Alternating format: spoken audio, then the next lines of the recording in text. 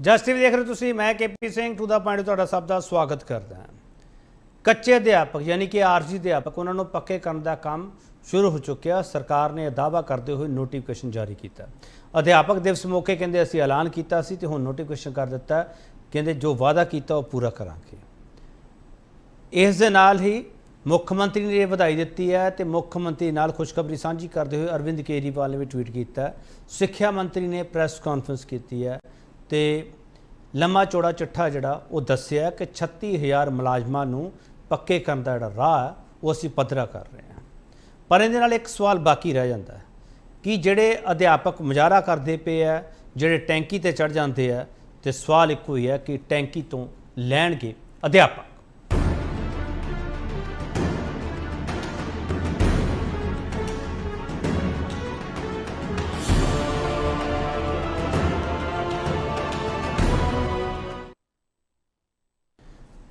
ਤੇ ਸਿੱਖਿਆ ਮੰਤਰੀ ਨੇ ਕਿਹਾ ਕਿ ਪਹਿਲਾਂ ਸੁਣ ਲਈਏ। ਅੱਜ ਉਸ ਨੂੰ ਅਮਲੀ ਰੂਪ, ਕਿਉਂਕਿ ਬਹੁਤ ਸਾਰੀ ਪ੍ਰਕਿਰਿਆਵਾਂ ਹੁੰਦੀਆਂ, AG office, LR office, personnel department, FD department, ਉਹ ਸਾਰੀ ਪ੍ਰਕਿਰਿਆ ਨੂੰ ਪੂਰੇ ਕਰਦੇ ਹੋਏ ਦਿਨ ਰਾਤ ਅਸੀਂ ਮਿਹਨਤ ਕੀਤੀ ਹੈ। ਅੱਜ ਨੋਟੀਫਿਕੇਸ਼ਨ ਪੰਜਾਬ ਸਰਕਾਰ ਦਾ ਮੇਰੇ ਹੱਥ ਵਿੱਚ ਹੈ, ਜਿਸ ਦਾ ਬੈਨੀਫਿਟ 9,000 ਤੋਂ ਵੱਧ ਟੀਚਰਸ ਨੂੰ ਹੋਊਗਾ, ਪਲੱਸ ਜਿਹੜੇ ਨਾਨ ਟੀਚਿੰਗ ਸਟਾਫ ਹੈ। ਸੁਪਰੀਮ ਕੋਰਟ ਦੇਸ਼ ਤੇ ਪੰਜਾਬ ਦੇ ਸਾਰੇ ਵੱਡੇ ਵਕੀਲਾਂ ਤੋਂ ਸਲਾਹ ਲੈ ਕੇ ਬਹੁਤ ਮਿਹਨਤ ਕਰਕੇ ਪਾਲਿਸੀ ਬਣਾਈ ਹੈ ਤੇ ਇਸ ਦੇ ਵਿੱਚ ਤਾਂ ਕਿ ਕਿਸੇ ਵੀ ਤਰੀਕੇ ਨਾਲ ਇਹ ਚੈਲੰਜ ਨਾ ਹੋ ਸਕੇ ਤੇ ਵਾਕਈ ਟੀਚਰਸ ਨੂੰ ਲਾਹਾ ਮਿਲ ਸਕੇ। ਵੱਡਾ ਸਵਾਲ ਤੁਹਾਡੇ ਸਾਹਮਣੇ ਹੈ। ਵੱਡਾ ਸਵਾਲ ਇਹ ਹੈ ਕਿ ਅਧਿਆਪਕਾਂ ਨੂੰ ਪੱਕੇ ਕਰਨ ਵਾਲੀ ਨੋਟੀਫਿਕੇਸ਼ਨ ਤੋਂ ਬਾਅਦ ਕਿਹੜੀ ਕੁੰਡੀ ਬਾਕੀ? ਇਸ ਸਵਾਲ ਤੇ ਬਹਿਸ ਜਿਹੜਾ ਪੈਨਲ ਸਾਡੇ ਨਾਲ ਤੁਹਾਡਾ ਤਾਰਫ ਕਰਾਉਣੇ ਤੇ ਉਸ ਤੋਂ ਬਾਅਦ ਡਿਬੇਟ ਓਪਨ ਹੋ ਜਾਵੇਗੀ। Professor Manjit Singh political analyst ਨੇ। ਪ੍ਰੋਫੈਸਰ ਮਨਜੀਤ ਸਿੰਘ ਨੇ ਖੁਦ ਇਸ ਅਧਿਆਪਨ ਕਿੱਤੇ ਦੇ ਵਿੱਚ ਬੜਾ ਲੰਬਾ ਅਰਸਾ ਗੁਜ਼ਾਰਿਆ ਤੇ ਇਹਨਾਂ ਨੂੰ ਅਧਿਆਪਕਾਂ ਦੀਆਂ ਕੱਲੀਆਂ ਮੁਸ਼ਕਲਾਂ ਦਾ ਪਤਾ, ਤੇ ਜੇ ਹੁਣ ਇਹਨਾਂ ਨੂੰ ਪੱਕਿਆਂ ਕੀਤਾ ਜਾ ਰਿਹਾ ਤੇ ਉਹ ਪੱਕੇ ਕਰਨ ਤੋਂ ਬਾਅਦ ਕਿਹੜੀ ਕੁੰਡੀ ਬਾਕੀ ਹੈ? ਪ੍ਰੋਫੈਸਰ ਮਨਜੀਤ ਸਿੰਘ ਤੋਂ ਸਮਝਣ ਦੀ ਕੋਸ਼ਿਸ਼ ਕਰਾਂਗੇ। ਪ੍ਰੋਫੈਸਰ ਮਨਜੀਤ ਸਿੰਘ, ਤੁਹਾਡਾ ਬਹੁਤ ਸਵਾਗਤ ਹੈ ਸਰ। ਹਾਂਜੀ। ਅਹਿਬਾਬ ਸਿੰਘ ਗਰੇਵਾਲ ਆਮ ਆਦਮੀ ਪਾਰਟੀ ਦੇ ਸਪੋਕਸਪਰਸਨ ਹੈ, ਬਹੁਤ ਹੀ ਸੀਨੀਅਰ ਆਗੂ ਹੈ, ਖੁਦ ਚੋਣਾਂ ਵੀ ਲੜ ਚੁੱਕੇ ਹੈ ਤੇ ਅਧਿਆਪਕਾਂ ਨਾਲ ਬਹੁਤ ਵਾਹ ਵਾਸਤਾ ਰਿਹਾ ਇਹਨਾਂ ਦਾ, ਕਿਉਂਕਿ ਇਹ ਖੁਦ ਉਸ ਕਿਤੇ ਨਾਲ ਤਾਲੁਕ ਰੱਖਦੇ ਆ ਜਿੱਥੇ ਅਧਿਆਪਕ ਦੀ ਗੱਲ ਹੁੰਦੀ ਹੈ, ਜਿੱਥੇ ਅਧਿਆਪਨ ਦੀ ਗੱਲ ਹੁੰਦੀ ਹੈ, ਜਿੱਥੇ ਸਿੱਖਿਆ ਦੀ ਗੱਲ ਹੁੰਦੀ ਹੈ। ਇਸ ਕਰਕੇ ਜਦੋਂ ਇਹ ਸਿੱਖਿਆ ਵਾਲਾ ਮਾਮਲਾ ਆਉਂਦਾ ਤਾਂ ਅਹਿਬਾਬ ਸਿੰਘ ਗਰੇਵਾਲ ਉਹਨਾਂ ਦੀ ਪਾਰਟੀ ਅੱਗੇ ਕਰ ਦਿੰਦੀ। ਗਰੇਵਾਲ ਸਾਹਿਬ, ਤੁਹਾਡਾ ਬਹੁਤ ਸਵਾਗਤ ਹੈ। ਕੈਪਟਨ ਗੌਰਵ ਬਰਾੜ ਕਾਂਗਰਸ ਸਪੋਕਸਪਰਸਨ ਹੈ। ਕੈਪਟਨ ਗੌਰਵ ਬਰਾੜ ਵੀ ਉਹਨਾਂ ਚੁਣਿੰਦਾ ਆਗੂਆਂ ਵਿੱਚ ਸ਼ਾਮਲ ਹੈ ਜਿਨ੍ਹਾਂ ਨੂੰ ਇਸ ਮੁੱਦੇ ਬਾਰੇ ਚੰਗੀ ਤਰ੍ਹਾਂ ਸਮਝ ਹੈ। ਇਸ ਕਰਕੇ ਕਾਂਗਰਸ ਨੇ ਇਹਨਾਂ ਨੂੰ ਅੱਗੇ ਕੀਤਾ, ਪਰ ਸਵਾਲ ਇਹਨਾਂ ਤੋਂ ਹੋਣਗੇ ਕਾਂਗਰਸ ਨੇ ਆਪਦੇ ਵੇਲੇ ਕੀ ਕੀਤਾ। ਕੈਪਟਨ ਗੌਰਵ ਬਰਾੜ, ਤੁਹਾਡਾ ਬਹੁਤ ਸਵਾਗਤ ਹੈ। ਹਰਜੀਤ ਸਿੰਘ ਭੁੱਲਰ ਸ਼੍ਰੋਮਣੀ ਅਕਾਲੀ ਦਲ ਦਾ ਸਪੋਕਸਪਰਸਨ ਹੈ। ਭੁੱਲਰ ਸਾਹਿਬ, ਹਰਾਂ ਦੀ ਧਿਰ ਹੈ ਜਿਹੜੀ ਉਹ ਲੰਮੇ ਸਮੇਂ ਤੋਂ ਸਰਕਾਰਾਂ ਵੀ ਦੇਖਦੀ ਰਹੀ ਹੈ ਤੇ ਅਧਿਆਪਕਾਂ ਦੇ ਮੁਜ਼ਾਹਰਿਆਂ ਨੂੰ ਵੀ ਦੇਖਦੀ ਰਹੀ ਹੈ। ਉਹ ਇਹਨਾਂ ਸਮਝਣ ਦੀ ਕੋਸ਼ਿਸ਼ ਕਰਾਂਗੇ ਕਿ ਹੁਣ ਅਧਿਆਪਕ ਟੈਂਕੀਆਂ ਤੋਂ ਥੱਲੇ ਉਤਰ ਜਾਣਗੇ ਜਾਂ ਹਜੇ ਵੀ ਅਧਿਆਪਕਾਂ ਨੂੰ ਪਤਾ ਹੈ ਕਿ ਕੋਈ ਕੁੰਡੀ ਬਾਕੀ ਹੈਗੀ ਹੈ। ਮਿਸਟਰ ਭੁੱਲਰ, ਤੁਹਾਡਾ ਬਹੁਤ ਸਵਾਗਤ ਹੈ। ਅਹਿਬਾਬ ਸਿੰਘ ਗਰੇਵਾਲ, ਬਹੁਤ ਸਿੱਧੇ ਸਵਾਲ ਹੋਣਗੇ ਤੇ ਮੈਨੂੰ ਉਮੀਦ ਹੈ ਕਿ ਤੁਸੀਂ ਸਿੱਧੇ ਜਵਾਬ ਦਿਓਗੇ। ਗਰੇਵਾਲ ਸਾਹਿਬ, ਜਿਹੜਾ ਨੋਟੀਫਿਕੇਸ਼ਨ ਕੀਤਾ ਹੈ, ਕਿੰਨੇ ਅਧਿਆਪਕ ਪੱਕੇ ਹੋ ਰਹੇ ਹੈ ਤੇ ਉਹਨਾਂ ਦੀ ਤਨਖਾਹ, ਭੱਤੇ ਤੇ ਪ੍ਰੋਬੇਸ਼ਨ ਪੀਰੀਅਡ ਕੀ ਰਹੂਗਾ? केपी जी 9,000 ਦੇ ਲਗਭਗ ਅਧਿਆਪਕ ਨੇ। ਮਾਫੀ ਚਾਹੂੰਗਾ, ਮੈਂ ਬਾਕੀ ਡਿਟੇਲ ਨਹੀਂ ਤੁਹਾਨੂੰ ਦੇ ਜੀ ਪਾਉਂਗਾ, but it will be up to the standards ਬਾਕੀ ਦੇ ਗਵਰਨਮੈਂਟ ਇੰਸਟੀਟਿਊਸ਼ਨਸ ਤੋਂ ਤੇ ਬਾਕੀ ਦੇ ਮਹਿਕਮਿਆਂ ਦੇ। ਇਹ ਮੈਂ ਆਸ਼ਵਾਸਨ ਦੇ ਸਕਦਾ। ਜਿਹੜੀ ਗੱਲ ਇੱਥੇ ਗੌਰਯੋਗ ਹੈ ਸਰ ਕਿ ਐਜੂਕੇਸ਼ਨ ਤੇ ਹੈਲਥ ਐਜ਼ ਪ੍ਰੋਮਿਸਡ ਸਾਡੇ ਫੋਕਸ ਏਰੀਆਜ਼ ਰਹਿਣੇ ਨੇ। ਅੱਜ ਸਵੇਰ ਦਾ ਕੁਦਰਤੀ ਮੇਰੀ 2 ਅਧਿਆਪਕ ਐਸੋਸੀਏਸ਼ਨ ਦੇ ਉਹਨਾਂ ਨਾਲ ਹੈਡਸ ਨਾਲ ਗੱਲ ਹੋਈ ਤੇ ਉਹ ਅੱਗੇ ਹਰਜੋਤ ਬੈਂਸ ਉਹਨਾਂ ਨੂੰ ਮਿਲਣਾ ਚਾਹੁੰਦੇ ਸੀ ਤੇ ਮੈਂ ਬੜੇ ਸਪਸ਼ਟ ਤੌਰ ਤੇ ਉਹਨਾਂ ਨੂੰ ਕਿਹਾ ਕਿ ਦੇਖੋ, ਇਹ ਸਾਡਾ ਫੋਰਟੇ ਹੈ, ਇਹ ਅਸੀਂ ਕਰਨਾ ਚਾਹੁੰਦੇ ਹਾਂ ਤੇ ਇਹਦੇ ਵਿੱਚ ਨਾ ਸਿਰਫ ਹੁਣ ਜਿਵੇਂ ਦੱਸਿਆ ਗਿਆ ਕਿ 15,000 ਨਵੇਂ ਟੀਚਰ ਰਿਕਰੂਟ ਹੋਣੇ ਆ। ਮੈਂ ਕਿਹਾ ਜਿਹੜਾ ਸਭ ਤੋਂ ਇੰਪੋਰਟੈਂਟ ਕੰਮ ਕਰਦੇ ਨੇ, ਜਿਹੜਾ ਸਮਾਜ ਨੂੰ ਅੱਗੇ ਵਧਾਉਂਦੇ ਨੇ, ਉਹਨਾਂ ਨੂੰ ਕਿਵੇਂ ਪਿੱਛੇ ਛੱਡਿਆ ਜਾ ਸਕਦਾ? ਤੇ ਸਰਕਾਰ ਦਾ ਫੋਕਸ ਹੈ, ਹਾਂ ਸਮਾਂ ਜ਼ਰੂਰ ਲੱਗ ਸਕਦਾ ਮੱਦੇਨਜ਼ਰ ਰੱਖਦੇ ਹੋਏ ਸਾਰੀ ਇਕਨੋਮਿਕ ਸਿਚੁਏਸ਼ਨ ਤੇ ਕੀ ਕੁਛ ਹੈ, ਬਟ ਕਿਉਂਕਿ ਇੱਕ ਵੱਡਾ ਹਿੱਸਾ ਲਗਭਗ 20 ਤੋਂ 22% ਜੇ ਐਜੂਕੇਸ਼ਨ ਨੂੰ ਐਲੋਕੇਟ ਕੀਤਾ ਗਿਆ ਪੰਜਾਬ 'ਚ ਪਹਿਲੀ ਵਾਰੀ, ਤੇ ਉਹਦੇ ਨਾਲ ਐਜੂਕੇਸ਼ਨਲ ਸਟੈਂਡਰਡਸ ਉੱਤੇ ਜਾਣਗੇ ਤੇ ਐਜੂਕੇਸ਼ਨਲ ਸਟੈਂਡਰਡਸ ਉੱਤੇ ਲੈ ਜਾਣ ਲਈ ਅਧਿਆਪਕਾਂ ਨੂੰ ਸੌਖੇ ਹੋਣਾ ਤੇ ਉਹਨਾਂ ਦਾ ਕੰਫਰਟ ਜ਼ੋਨ 'ਚ ਰਹਿਣਾ ਬਹੁਤ ਜ਼ਰੂਰੀ ਹੈ, ਕਿਉਂਕਿ ਤਾਂ ਹੀ ਉਹ ਅੱਗੇ ਬੱਚਿਆਂ ਨੂੰ ਆਪਣਾ ਭਵਿੱਖ ਬਣਾ ਸਕਣਗੇ। ਸੋ ਅਸੀਂ ਕਾਫੀ ਲਾਈਕ ਕੌਨਫੀਡੈਂਟ ਹਾਂ ਕਿ ਜਿਹੜਾ ਪ੍ਰੋਸੈਸ ਸ਼ੁਰੂ ਹੋਇਆ ਇਹ ਸ਼ੁਰੂਆਤ ਆ ਪ੍ਰੋਸੈਸ ਦੀ। ਐਂਡ ਜਿਸ ਤਰ੍ਹਾਂ ਕਿ ਹਰਜੋਤ ਬੈਂਸ ਉਹਨਾਂ ਨੇ ਦੱਸਿਆ ਕਿ ਚੰਗੀ ਤਰ੍ਹਾਂ ਲੀਗਲ ਐਕਸਪਰਟਸ ਦੀ ਰਾਏ ਲੈ ਕੇ ਗੱਲ ਕੀਤੀ ਗਈ ਹੈ ਤਾਂ ਕਿ ਕੋਈ ਹੋਰ ਅੜਚਨ ਨਾ ਆਵੇ। ਸੋ ਅਸੀਂ ਬਹੁਤ ਕੌਨਫੀਡੈਂਟ ਹਾਂ ਕਿ ਇਹ ਕੰਮ ਅੱਗੇ ਵਧੇਗਾ ਤੇ ਇਸ ਲੀਕ ਤੇ ਜਿਹੜਾ ਸੋਚੀ ਹੋਈ ਹੈ ਕਿ ਪੰਜਾਬ ਦੀ ਐਜੂਕੇਸ਼ਨ ਨੂੰ ਐਮਪਲੋਇਮੈਂਟ ਵਰਦੀ ਬਣਾਈਏ, ਬੱਚਿਆਂ ਨੂੰ ਸਰਕਾਰੀ ਸਕੂਲਾਂ 'ਚ ਕੁਆਲਿਟੀ ਐਜੂਕੇਸ਼ਨ ਦਈਏ, ਉਹਦੇ ਵੱਲ ਨੂੰ ਪੰਜਾਬ ਤੁਰੇਗਾ। ਤੁਹਾਨੂੰ ਇਹ ਉਮੀਦ ਹੈ ਕੋਈ ਕੁੰਡੀ ਬਾਕੀ ਨਹੀਂ ਰਹੂਗੀ? Sir, as far as taking his word for it is, मैं हरजोत बैंस ਨੂੰ ਪਰਸਨਲੀ ਜਾਣਦਾ ਤੇ ਮੈਨੂੰ ਪਤਾ ਹੈ ਕਿ ਉਹ ਕਾਫੀ ਥਰੋ ਹੈ ਹਰ ਕੰਮ 'ਚ ਤੇ ਆਮ ਪ੍ਰੀਟੀ ਸ਼ੋਰ ਕਿ ਉਹਨਾਂ ਨੇ ਲੀਗਲ ਰੂਪ 'ਚ ਹਰ ਤਰ੍ਹਾਂ ਦਾ ਜਿਹੜਾ ਲੂਪ ਹੋਲ ਹੈ ਉਹਨੂੰ ਪਲੱਗ ਕਰਨ ਦੀ ਕੋਸ਼ਿਸ਼ ਕੀਤੀ ਜਾਊਗੀ, ਕਿਉਂਕਿ ਇਹ ਬਹੁਤ ਸਰ ਵਿਸ਼ਿਅਸ ਸਾਈਕਲ ਸ਼ੁਰੂ ਹੋ ਜਾਂਦਾ ਹੈ। ਕੁਝ ਭਰਤੀ ਹੁੰਦੇ ਆ, ਕੁਝ ਹਾਈ ਕੋਰਟ, ਕੁਝ ਸੁਪਰੀਮ ਕੋਰਟ ਜਾਂਦੇ ਆ, ਫਿਰ ਨਾ ਕਿਸੇ ਨੂੰ ਕੁਝ ਮਿਲਦੀ ਹੈ। ਅਸੀਂ ਇਨਸ਼ੋਰ ਕਰ ਰਹੇ ਹਾਂ ਕਿ ਜਿੰਨੇ ਪੱਕੇ ਕਰੀਏ ਵਨਸ ਐਂਡ ਫॉर ਆਲ ਇਹ ਪ੍ਰੋਬਲਮ ਸੈਟਲ ਹੋ ਜਾਵੇ, ਤਾਂ ਕਿ ਜਿਹੜੇ ਸਾਡੇ ਅਧਿਆਪਕ ਵੀਰ ਪ੍ਰੋਟੈਸਟ ਕਰ ਰਹੇ ਆ ਉਹਨਾਂ ਨੂੰ ਉਹ ਕਰਨ ਦਾ ਮੌਕਾ ਮਿਲੇ। ਠੀਕ ਹੈ, ਟੈਂਕੀ ਤੋਂ ਲੈ ਜਾਣਗੇ ਅਧਿਆਪਕ ਹੁਣ? ਮੈਂ ਉਹੀ ਕਿਹਾ ਸਰ, ਅਸੀਂ ਆਸ ਉਮੀਦ ਤੇ ਉਹਨਾਂ ਨੂੰ ਅਪੀਲ ਵੀ ਕਰਦੇ ਹਾਂ ਕਿ ਸਰਕਾਰ ਸੱਚੇ ਮਨ ਨਾਲ ਤੁਹਾਡੇ ਲਈ ਕੰਮ ਕਰ ਰਹੀ ਹੈ। ਪਲੀਜ਼ ਆਓ, ਲੈਟਸ ਹੈਵ ਅ ਡਾਇਲੌਗ, ਆਪਾਂ ਆਪਣੇ ਭਵਿੱਖ ਨੂੰ ਬਣਾਉਣ ਨੂੰ ਕੰਮ ਕਰੀਏ। ਤੁਸੀਂ ਬਹੁਤ ਇੰਪੋਰਟੈਂਟ ਅੰਗ ਹੋ ਇਸ ਪ੍ਰਾਂਤ ਦਾ। ਠੀਕ ਹੈ। ਕੈਪਟਨ ਗੌਰਵ ਬਰਾੜ, ਤੁਸੀਂ ਤਾਂ ਸਿਰਫ ਲਾਰੇ ਲਾਏ ਆ, ਇਹਨਾਂ ਨੇ ਕੰਮ ਕੀਤੇ ਆ। केपी जी, मैं ਜਿਹੜੀ ਗੱਲ ਜਿੱਥੋਂ ਸ਼ੁਰੂ ਹੋਣੀ ਹੈ, ਮਸਲਾ ਇਹੀ ਹੈ ਕਿ ਪ੍ਰੋਬੇਸ਼ਨ ਪੀਰੀਅਡ ਕਿੰਨਾ ਰਹੇਗਾ। ਜਿਹੜੇ ਅਧਿਆਪਕ ਹੁਣ ਜਿਨ੍ਹਾਂ ਨੂੰ 13 ਸਾਲ 15 ਸਾਲ ਜਾਂ 10 ਸਾਲ ਨੌਕਰੀ ਕਰਦੇ ਨੂੰ ਹੋ ਗਏ, ਉਹਨਾਂ ਦਾ ਹੁਣ ਕਾਹਦਾ ਪ੍ਰੋਬੇਸ਼ਨ ਪੀਰੀਅਡ? ਉਹਨਾਂ ਦਾ ਆਲਰੇਡੀ ਉਹਨਾਂ ਦਾ ਜਿਹੜਾ ਕਰੈਕਟਰ ਹੈ ਉਹ ਟੈਸਟਡ ਹੈ, ਉਹਨਾਂ ਦੀ ਜਿਹੜੀ ਕੈਪੇਬਿਲਿਟੀ ਹੈ ਉਹ ਟੈਸਟਡ ਹੈ। ਇਹ ਜਿਹੜੀ ਸਰਕਾਰ ਹੈ ਨਾ, ਇਹਨਾਂ ਨੇ ਬਹੁਤ ਵਧੀਆ ਇਹ ਇੱਕ ਜਿਵੇਂ ਖੇਡ ਖੇਡੀ ਹੈ ਵੀ 3.5 ਸਾਲ ਦਾ ਇਹ ਪ੍ਰੋਬੇਸ਼ਨ ਪੀਰੀਅਡ ਪਾ ਦੇਣਗੇ। ਫਾਈਨੈਂਸ਼ੀਅਲੀ ਜਿਹੜੇ ਅਧਿਆਪਕ ਹੈ ਉਹਨਾਂ ਨੂੰ ਕੋਈ ਬੈਨੀਫਿਟ ਨਹੀਂ ਮਿਲੇਗਾ ਅਗਲੇ 3.5 ਸਾਲ। ਅਜੇ 6 ਮਹੀਨੇ ਇਹਨਾਂ ਦੇ ਰਹਿ ਗਏ। ਆਉਣ ਵਾਲਾ ਜਿਹੜਾ ਅਖੀਰਲਾ ਜਿਹੜਾ ਸਾਲ ਹੋਏਗਾ ਉਹਦੇ ਵਿੱਚ ਜੇ ਕੋਈ ਇਹਨਾਂ ਦੀ ਫਾਈਨੈਂਸ਼ੀਅਲ ਬੈਨੀਫਿਟ ਜਿਹੜਾ ਇੰਕਰੀਮੈਂਟ ਹੋਊਗਾ ਪੱਕੇ ਹੋਣ ਤੋਂ ਬਾਅਦ, ਉਹ ਸ਼ਾਇਦ ਉਹਨਾਂ ਨੂੰ ਮਿਲ ਜੇ, ਪਰ ਗੱਲ ਹਜੇ ਉੱਥੇ ਦੀ ਉੱਥੇ ਖੜੀ ਹੈ। ਨਹੀਂ, ਬਰਾੜ ਸਾਹਿਬ ਤੁਸੀਂ ਸਵਾਲ ਬੜਾ ਅੱਛਾ ਚੁੱਕਿਆ। ਬਰਾੜ ਸਾਹਿਬ, ਜਿਹੜਾ 36000 ਵਾਲੀ ਤੁਸੀਂ ਫਾਈਲ ਭੇਜੀ ਸੀ ਉਹ ਕਿੱਥੇ ਆ? ਇਹ ਸਾਹਿਬ ਉਦੋਂ ਪ੍ਰਕਿਰਿਆ ਜਦੋਂ ਚੰਨੀ ਸਾਹਿਬ ਮੁੱਖ ਮੰਤਰੀ ਬਣੇ ਉਦੋਂ ਪ੍ਰੋਸੈਸ ਸਟਾਰਟ ਹੋ ਗਿਆ ਸੀ, ਪਰ ਜਿਵੇਂ ਕੁਝ ਟੈਕਨੀਕਲ ਕਾਰਨ ਹੁੰਦੇ ਆ, ਉਸ ਤੋਂ ਬਾਅਦ ਚੋਣ ਜਾਬਤਾ ਲੱਗ ਗਿਆ। ਤਾਂ ਇਹ ਉਦੋਂ ਟੈਕਨੀਕਲ ਕਾਰਨ ਜੇ ਤੁਸੀਂ ਦੱਸ ਸਕਦੇ ਹੋ, ਇਹ ਵੀ ਟੈਕਨੀਕਲ ਕਾਰਨ ਗਣਾਉਣਗੇ ਨਾ ਫਿਰ ਵੀ ਭਾਈ ਕੁੰਡੀਆ ਬਾਕੀ ਰਹਿ ਗਈ, ਅਸੀਂ ਕੀ ਕਰੀਏ ਹੁਣ ਦੱਸੋ ਫਿਰ?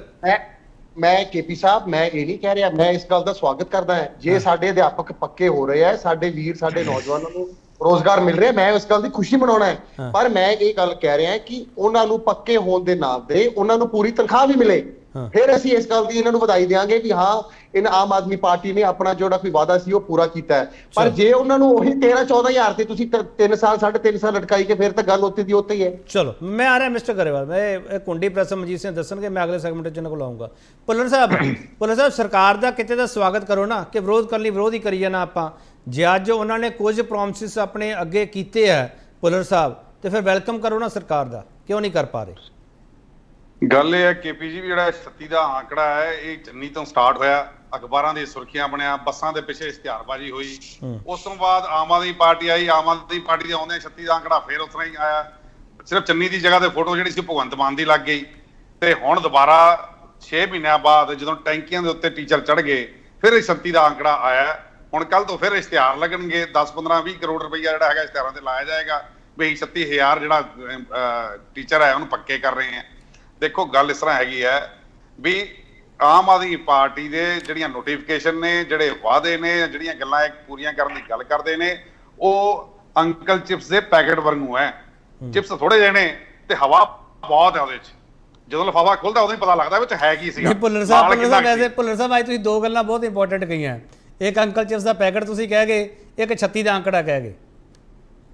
ਦੇਖੋ, ਇਸ ਕਰਕੇ ਕੇਪੀ ਜੀ, ਜਦੋਂ ਤੱਕ ਗਰਾਊਂਡ ਲੈਵਲ ਤੇ ਰਿਐਲਿਟੀ ਦੇ ਵਿੱਚ ਕੁਝ ਆਉਂਦਾ ਨਹੀਂ, ਲੋਕਾਂ ਨੂੰ ਮਿਲਦਾ ਨਹੀਂ, ਤੇ ਸ਼ਾਬਾਸ਼ੀ ਕਿਸ ਚੀਜ਼ ਦੀ ਦੇਣੀ ਅਸੀਂ? ਮੈਂ ਫਿਰ ਯਾਦ ਕਰਾ ਦਵਾਂ, ਮੈਂ ਤੁਹਾਡੀਆਂ ਦੋ ਗੱਲਾਂ ਤਾਂ ਬਹੁਤ ਸੋਹਣੀਆਂ ਲੱਗੀਆਂ ਮੈਨੂੰ। ਗੱਲ ਪੂਰੀ ਹੋ ਲੈਣ ਦਿਓ, ਸੁਣ ਤਾਂ ਲਓ ਨਾ ਭੁੱਲਰ ਸਾਹਿਬ, ਸੁਣ ਲਓ ਨਾ ਭੁੱਲਰ ਸਾਹਿਬ, ਸੁਣ ਲਓ। ਤੁਸੀਂ ਵੀ ਕੁਝ ਫਾਈਲਾਂ ਛੱਡ ਗਏ ਸੀ 23,000 ਵਾਲੀਆਂ, 36,000 ਉਹ ਛੱਡ ਗਏ, ਇਦਾਂ ਹੀ ਕਰੀ ਜਾਓਗੇ ਬਸ ਭੁੱਲਰ ਸਾਹਿਬ? ਜੇ ਅੱਜ ਉਹਨਾਂ ਨੇ ਕੁਝ ਕੀਤਾ ਤੇ ਤੁਸੀਂ ਸ਼ਾਬਾਸ਼ ਦੇਣ ਨੂੰ ਤਿਆਰ ਨਹੀਂ। ਇੱਕ ਮਿੰਟ ਜੀ, ਸੁਣ ਲਓ ਤੁਸੀਂ ਸਰ, ਬੋਲੋ 23,000 ਦੀਆਂ ਹੀ ਫਾਈਲਾਂ ਛੱਡ ਕੇ ਨਹੀਂ ਗਏ ਸੀ, ਅਸੀਂ ਪੱਕੇ ਕਰਕੇ ਗਏ ਸੀ।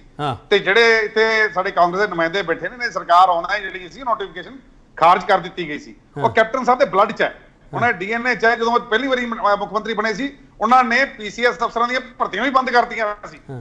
ਉਹਨਾਂ ਨੇ ਟੋਟਲ ਜਿਹੜੇ ਭਰਤੀ ਹੁੰਦੀ ਸਰਕਾਰੀ ਟੋਟਲ ਬੰਦ ਕਰਤੀ ਸੀ। ਇਸ ਕਰਕੇ ਇਹਨਾਂ ਤੇ ਤਾਂ ਕੋਈ ਇਤਬਾਰ ਕੀਤਾ ਨਹੀਂ ਜਾ ਸਕਦਾ। ਲੇਕਿਨ ਮੈਂ ਸਰਕਾਰ ਦੀ ਗੱਲ ਕਰ ਰਿਹਾ। ਤੁਸੀਂ ਇਹ ਦੇਖੋ ਬਦਕਿਸਮਤੀ ਕਿੰਨੀ ਵੱਡੀ ਹੈ।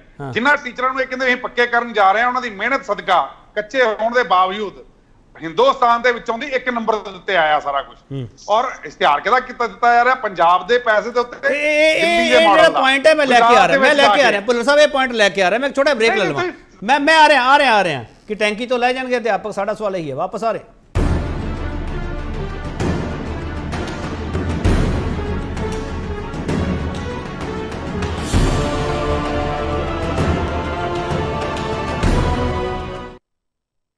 ਇੱਕ ਵਾਰ ਫਿਰ ਤੁਹਾਡਾ ਸਵਾਗਤ ਕਰਦੇ ਹਾਂ। ਵੱਡਾ ਸਵਾਲ, ਅਧਿਆਪਕਾਂ ਨੂੰ ਪੱਕੇ ਕਰਨ ਵਾਲੀ ਨੋਟੀਫਿਕੇਸ਼ਨ ਤੋਂ ਬਾਅਦ ਕਿਹੜੀ ਕੁੰਡੀ ਬਾਕੀ? ਮੈਂ ਆ ਰਿਹਾ ਮਿਸਟਰ ਭੁੱਲਰ। ਪ੍ਰੋਫੈਸਰ ਮਨਜੀਤ ਸਿੰਘ ਮੈਂ ਬੋਲੋ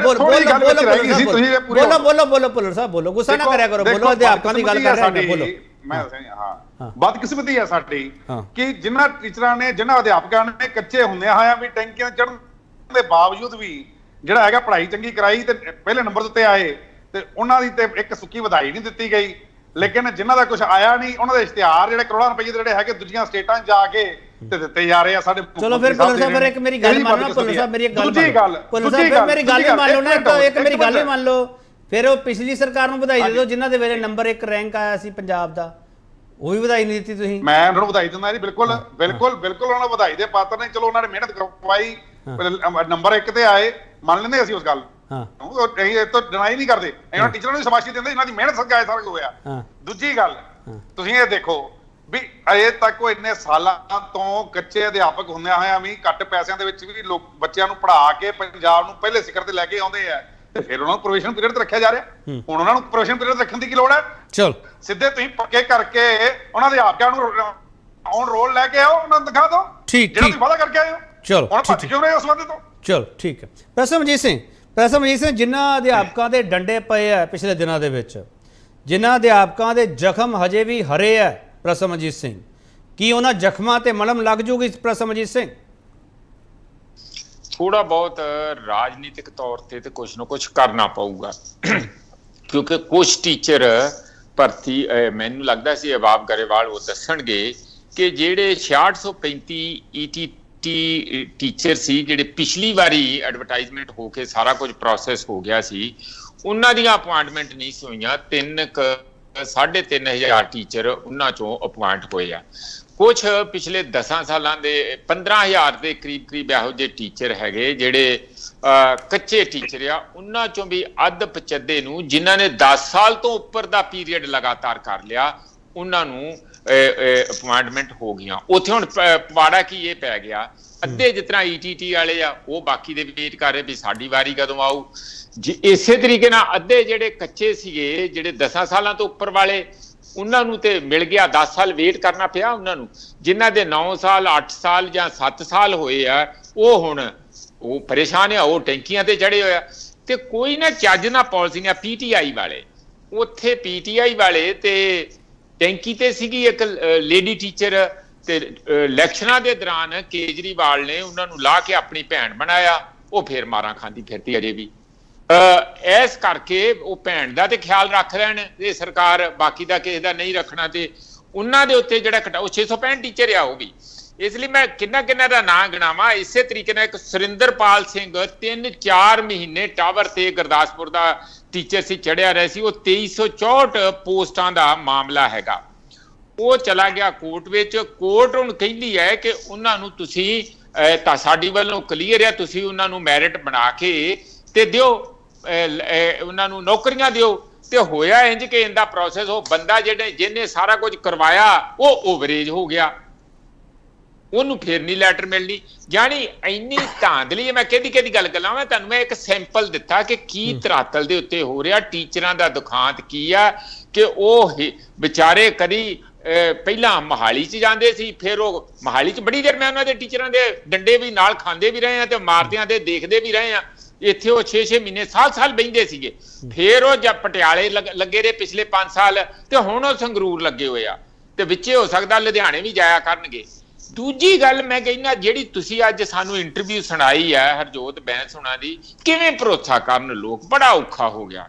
ਗਰੇਵਾਲ ਜੀ, ਗੁੱਸਾ ਨਹੀਂ ਕਰਨ ਵਾਲੀ ਗੱਲ ਹੈ। ਇਹ ਕਹਿ ਰਹੇ ਆ ਕਿ ਅਸੀਂ 2 ਵਾਰੀ ਜੇਲ੍ਹਾਂ ਦੀ ਚੈਕਿੰਗ ਕਰਦੇ ਆ, ਤੇ ਆਹ ਦੇਖ ਲਓ ਤੁਸੀਂ ਗੋਇੰਦਵਾਲ ਜੇਲ੍ਹ ਦੇ ਵਿੱਚ ਉਹ ਜਿਹੜਾ ਗਗਨਦੀਪ ਕੋਲੋਂ ਕਿਵੇਂ ਫੋਨ ਮਿਲ ਰਹੇ ਆ, ਨਾਲ ਦੇ ਸਾਰੇ ਬੰਦਿਆਂ ਕੋਲ ਮਿਲਦੇ। ਮੈਨੂੰ ਤਾਂ ਲੱਗਦਾ 2 ਵਾਰੀ ਚੈਕਿੰਗ ਇਸ ਕਰਕੇ ਸ਼ਾਇਦ ਹੁੰਦੀ ਆ ਵੀ ਕਿਤੇ ਕੋਈ ਮਾਲ ਕੋਈ ਘਟਦਾ ਆ, ਉਹ ਕਿਤੇ ਪੂਰਾ ਕਰਨਾ ਰਹਿ ਨਾ ਜਾਏ। ਇਹ ਹਾਲਤ ਬਣੀ ਹੋਈ ਹੈ, ਇਸ ਕਰਕੇ ਭਰੋਸਾ ਕਰਨਾ ਬੜਾ ਮੁਸ਼ਕਲ ਹੋ ਰਿਹਾ।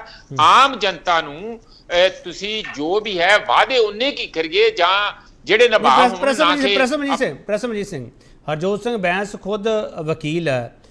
ਮਿਸਟਰ ਬੈਂਸ ਜੀ ਇਹ ਗੱਲ ਕਹਿ ਰਹੇ ਹੈ ਕਿ ਕਾਨੂੰਨੀ ਨੁਕਤੇ ਅਸੀਂ ਸਾਰੇ ਦੇਖ ਲਏ ਆ, ਆਵਾਜ਼ ਲਿਆ, ਫਿਰ ਹਜੇ ਵੀ ਤੁਹਾਨੂੰ ਕੋਈ ਕੁੰਡੀ ਲੱਗਦੀ ਹੈ? ਫਿਰ ਮੈਂ ਤੇ ਕਹਿੰਦਾ ਕਿ ਦੂਜੇ ਪਾਸਿਓਂ ਵੀ ਸੋਚ ਲਓ ਕਿ ਇਹ ਕਾਨੂੰਨੀ ਨੁਕਤਾ, ਕਿਉਂਕਿ ਕਾਨੂੰਨ ਦੇ ਬੰਦੇ ਮਾੜਾ ਜਿਹਾ ਰੱਖ ਲਿਆ ਵੀ ਬਾਅਦ ਵਿੱਚ ਕਿਸੇ ਨੂੰ ਕਹਾਂ ਉਹ ਚੱਕ ਦਿਓ ਕੋਰਟ 'ਚ ਜਾਓ। ਇਸ ਕਰਕੇ ਕਾਨੂੰਨੀ ਨੁਕਤਿਆਂ ਕਰਕੇ ਕੋਈ ਕਾਨੂੰਨੀ, ਮੈਨੂੰ ਦੱਸੋ ਕਿ ਜਿਹੜੇ 1158 ਟੀਚਰ ਗਵਰਨਮੈਂਟ ਕਾਲਜ ਦੇ ਸੀਗੇ ਜਿਹੜੇ ਪ੍ਰਗਟ ਸਿੰਘ ਨੇ ਭਰਤੀ ਕੀਤੇ, ਉਹਦੇ 'ਚ ਕੀ ਕਾਨੂੰਨੀ ਨੁਕਤਾ? ਕੋਈ ਨਹੀਂ ਸੀ, ਸਭ ਠੀਕ ਕੀਤਾ ਸੀਗਾ, ਬਿਲਕੁਲ ਪ੍ਰੋਪਰ ਬਣਿਆ ਸੀਗਾ। ਫਿਰ ਜਾ ਕੇ ਉਹਦਾ ਸਾਰੇ ਦਾ ਸਾਰਾ ਅਜੇ ਵੀ ਪੰਗਾ ਫਸਿਆ। ਔਰ ਉਹਦੀ ਹਾਲਤ ਇਹ ਆ ਟੀਚਰਾਂ ਦੀ, ਮੈਂ ਲਾਸਟ ਗੱਲ ਕਹਿਣ ਲੱਗਾ ਕਿ ਜਿਹਦੇ ਚੋਂ 600 ਨੂੰ ਚਿੱਠੀਆਂ ਦੇਤੀਆਂ ਅਪਾਇੰਟਮੈਂਟ ਲੈਟਰ, 150 ਟੀਚਰ ਉਦੋਂ ਦਾ ਅਜੇ ਵੀ ਪੜ੍ਹਾ ਰਿਹਾ ਆ, ਉਹਨਾਂ ਨੇ ਤਨਖਾਹਾਂ ਲਈਆਂ, ਪੜ੍ਹਾ ਰਿਹਾ, ਸਾਰੇ ਦੇ ਸਾਰੇ ਬਾਹਰ ਕਰਤੇ ਕੋਰਟ ਦੇ ਆਰਡਰ ਨਾਲ। ਇਹ ਤੇ ਹਾਲਤ ਆ। ਜਾਣੀ ਭਾਵੇਂ ਹਾਇਰ ਐਜੂਕੇਸ਼ਨ ਆ, ਭਾਵੇਂ ਸਕੂਲ ਐਜੂਕੇਸ਼ਨ ਆ, ਜਿੰਨੀ ਦੁਰਦਸ਼ਾ ਪੰਜਾਬ ਦੇ ਅੰਦਰ ਟੀਚਰਾਂ ਦੀ ਆ ਹੋਰ ਕਿਤੇ ਨਹੀਂ ਹੈ।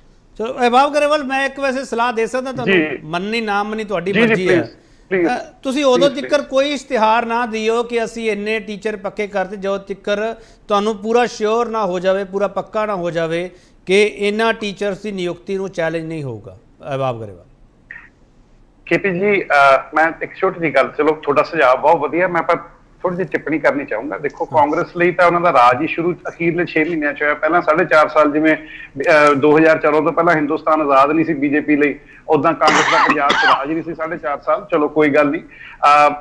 ਮੈਂ ਪ੍ਰੋਫੈਸਰ ਸਾਹਿਬ ਨੇ ਬੜੇ ਸੋਹਣੇ ਆંકੜੇ ਦਿੱਤੇ, ਬੜੇ ਸੋਹਣੇ ਐਗਜ਼ਾਮਪਲ ਦਿੱਤੇ, ਤੇ ਦੋਹਾਂ ਦੇ ਆંકੜਿਆਂ ਤੋਂ ਮੈਨੂੰ ਇੱਕ ਚੀਜ਼ ਲੱਗੀ ਕਿ ਇਹਨਾਂ ਦੇ ਆંકੜਿਆਂ ਦੇ ਮੁਤਾਬਿਕ 50% ਤਾਂ ਇਹ ਕਹਿ ਰਹੇ ਆ ਕਿ ਅਸੀਂ ਕਰ ਚੁੱਕੇ ਹਾਂ, ਤੇ ਜੇ ਅਸੀਂ ਤੁਹਾਡੇ ਆંકੜਿਆਂ ਦੇ ਮੁਤਾਬਿਕ 50% ਕਰ ਚੁੱਕੇ ਹਾਂ ਸਰ, ਤੇ ਭਰੋਸਾ ਤਾਂ ਲੋਕਾਂ ਦਾ ਬਣ ਹੀ ਰਿਹਾ ਨਾ, ਟੀਚਰਸ ਦਾ, ਬਾਕੀਆਂ ਦਾ ਭਰੋਸਾ ਬਣ ਰਿਹਾ ਕਿ 6 ਮਹੀਨੇ।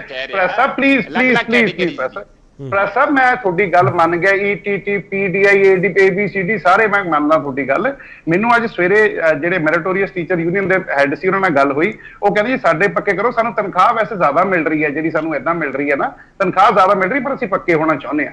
ਮੈਂ ਕਿਹਾ ਜੀ ਕੋਈ ਗੱਲ ਨਹੀਂ, ਪ੍ਰੋਸੈਸ ਚਾਲੂ ਹੈ, ਹੋ ਜਾਏਗਾ। ਸੋ ਜੇ ਆਪਾਂ ਗਲਾਸ ਅੱਧਾ ਖਾਲੀ ਦੇਖਣਾ ਤਾਂ ਜਿੰਨਾ ਮਰਜ਼ੀ ਦੇਖੀ ਜਾਓ, ਉਹਦੇ 'ਚ ਮੈਨੂੰ ਕੋਈ ਆਪੱਤੀ ਨਹੀਂ, ਪਰ ਅਸੀਂ ਤਾਂ ਹੌਲੀ ਹੌਲੀ ਥੱਲਿਓ ਕੇਪੀ ਜੀ ਗਲਾਸ ਭਰਨ ਲੱਗੇ ਹੋਏ ਆ। ਬਾਕੀ ਜਿਨ੍ਹਾਂ ਦੀ ਪ੍ਰਾਇੋਰਟੀ ਕਦੇ ਐਜੂਕੇਸ਼ਨ ਰਹੀ ਨਾ ਹੋਵੇ, ਉਹਨਾਂ ਦੀ ਟਿੱਪਣੀ ਬਾਰੇ ਮੈਂ ਕੁਝ ਜ਼ਿਆਦਾ ਜਵਾਬ ਦੇਣਾ ਨਹੀਂ ਪਸੰਦ ਕਰੂੰਗਾ। ਮੈਂ ਇੰਨਾ ਜ਼ਰੂਰ ਕਹੂੰਗਾ ਕੇਪੀ ਜੀ ਕਿ ਇੱਕ ਪ੍ਰੋਸੈਸ ਚਾਲੂ ਹੋ ਗਿਆ, ਆਪਾਂ ਸਭ ਜਾਣਦੇ ਹਾਂ ਕਿਸ ਤਰੀਕੇ ਨਾਲ ਕੀ ਲੀਗਲ ਪ੍ਰੋਬਲਮਸ ਆਉਂਦੀਆਂ ਨੇ, ਪਰ ਹੁਣ ਤੋ ਜਿਹੜੀ ਕਹਿੰਦੇ ਕਿ 23,000 ਕਰਕੇ ਗਏ ਸੀ, ਉਹ ਕੀਤੀ ਅਖੀਰਲੇ ਦਿਨਾਂ ਤਾਂ ਸੀ ਕਿ ਫਟਾਫਟ ਰੱਦ ਹੋ ਜਾਣਗੇ, ਅਸੀਂ ਤਾਂ ਇੱਕ ਵਾਰੀ ਵਾਹ-ਵਾਹੀ ਲੈ ਲਈਏ। ਹੁਣ ਗੱਲ ਇਹ ਹੈ ਕਿ ਅਸੀਂ ਇਸ ਤਰੀਕੇ ਨਾਲ ਕਰ ਰਹੇ ਹਾਂ ਕਿ ਕਿਸੇ ਤਰੀਕੇ ਦਾ ਕੋਈ ਲੀਗਲ ਹਰਡਲ ਨਾ ਆਵੇ, ਐਂਡ ਅਸੀਂ ਇਨਸ਼ੋਰ ਕਰਾਂਗੇ ਕਿ ਐਜੂਕੇਸ਼ਨ ਸਿਸਟਮ ਬੈਟਰ ਹੋ। ਚਲੋ ਅਹਿਬਾਬ ਗਰੇਵਾਲ, ਜਿਹੜਾ ਪੰਜਾਬ ਨੰਬਰ 1 ਰੈਂਕਿੰਗ ਤੇ ਆਇਆ, ਹਾਲਾਂਕਿ ਉਸ ਰੈਂਕਿੰਗ ਦੇ ਉੱਤੇ ਬਹੁਤ ਸਵਾਲ ਖੜੇ ਕਰ ਸਕਦੇ ਹੋ ਤੁਸੀਂ ਅਹਿਬਾਬ ਗਰੇਵਾਲ, ਤੁਸੀਂ ਕੀਤੇ ਵੀ ਆ ਜਦੋਂ ਵਿਰੋਧੀ ਧਿਰ ਵਿੱਚ ਸੀਗੇ, ਤੁਸੀਂ ਸੱਤਾ ਸੰਭਾਲਣ ਤੋਂ ਬਾਅਦ।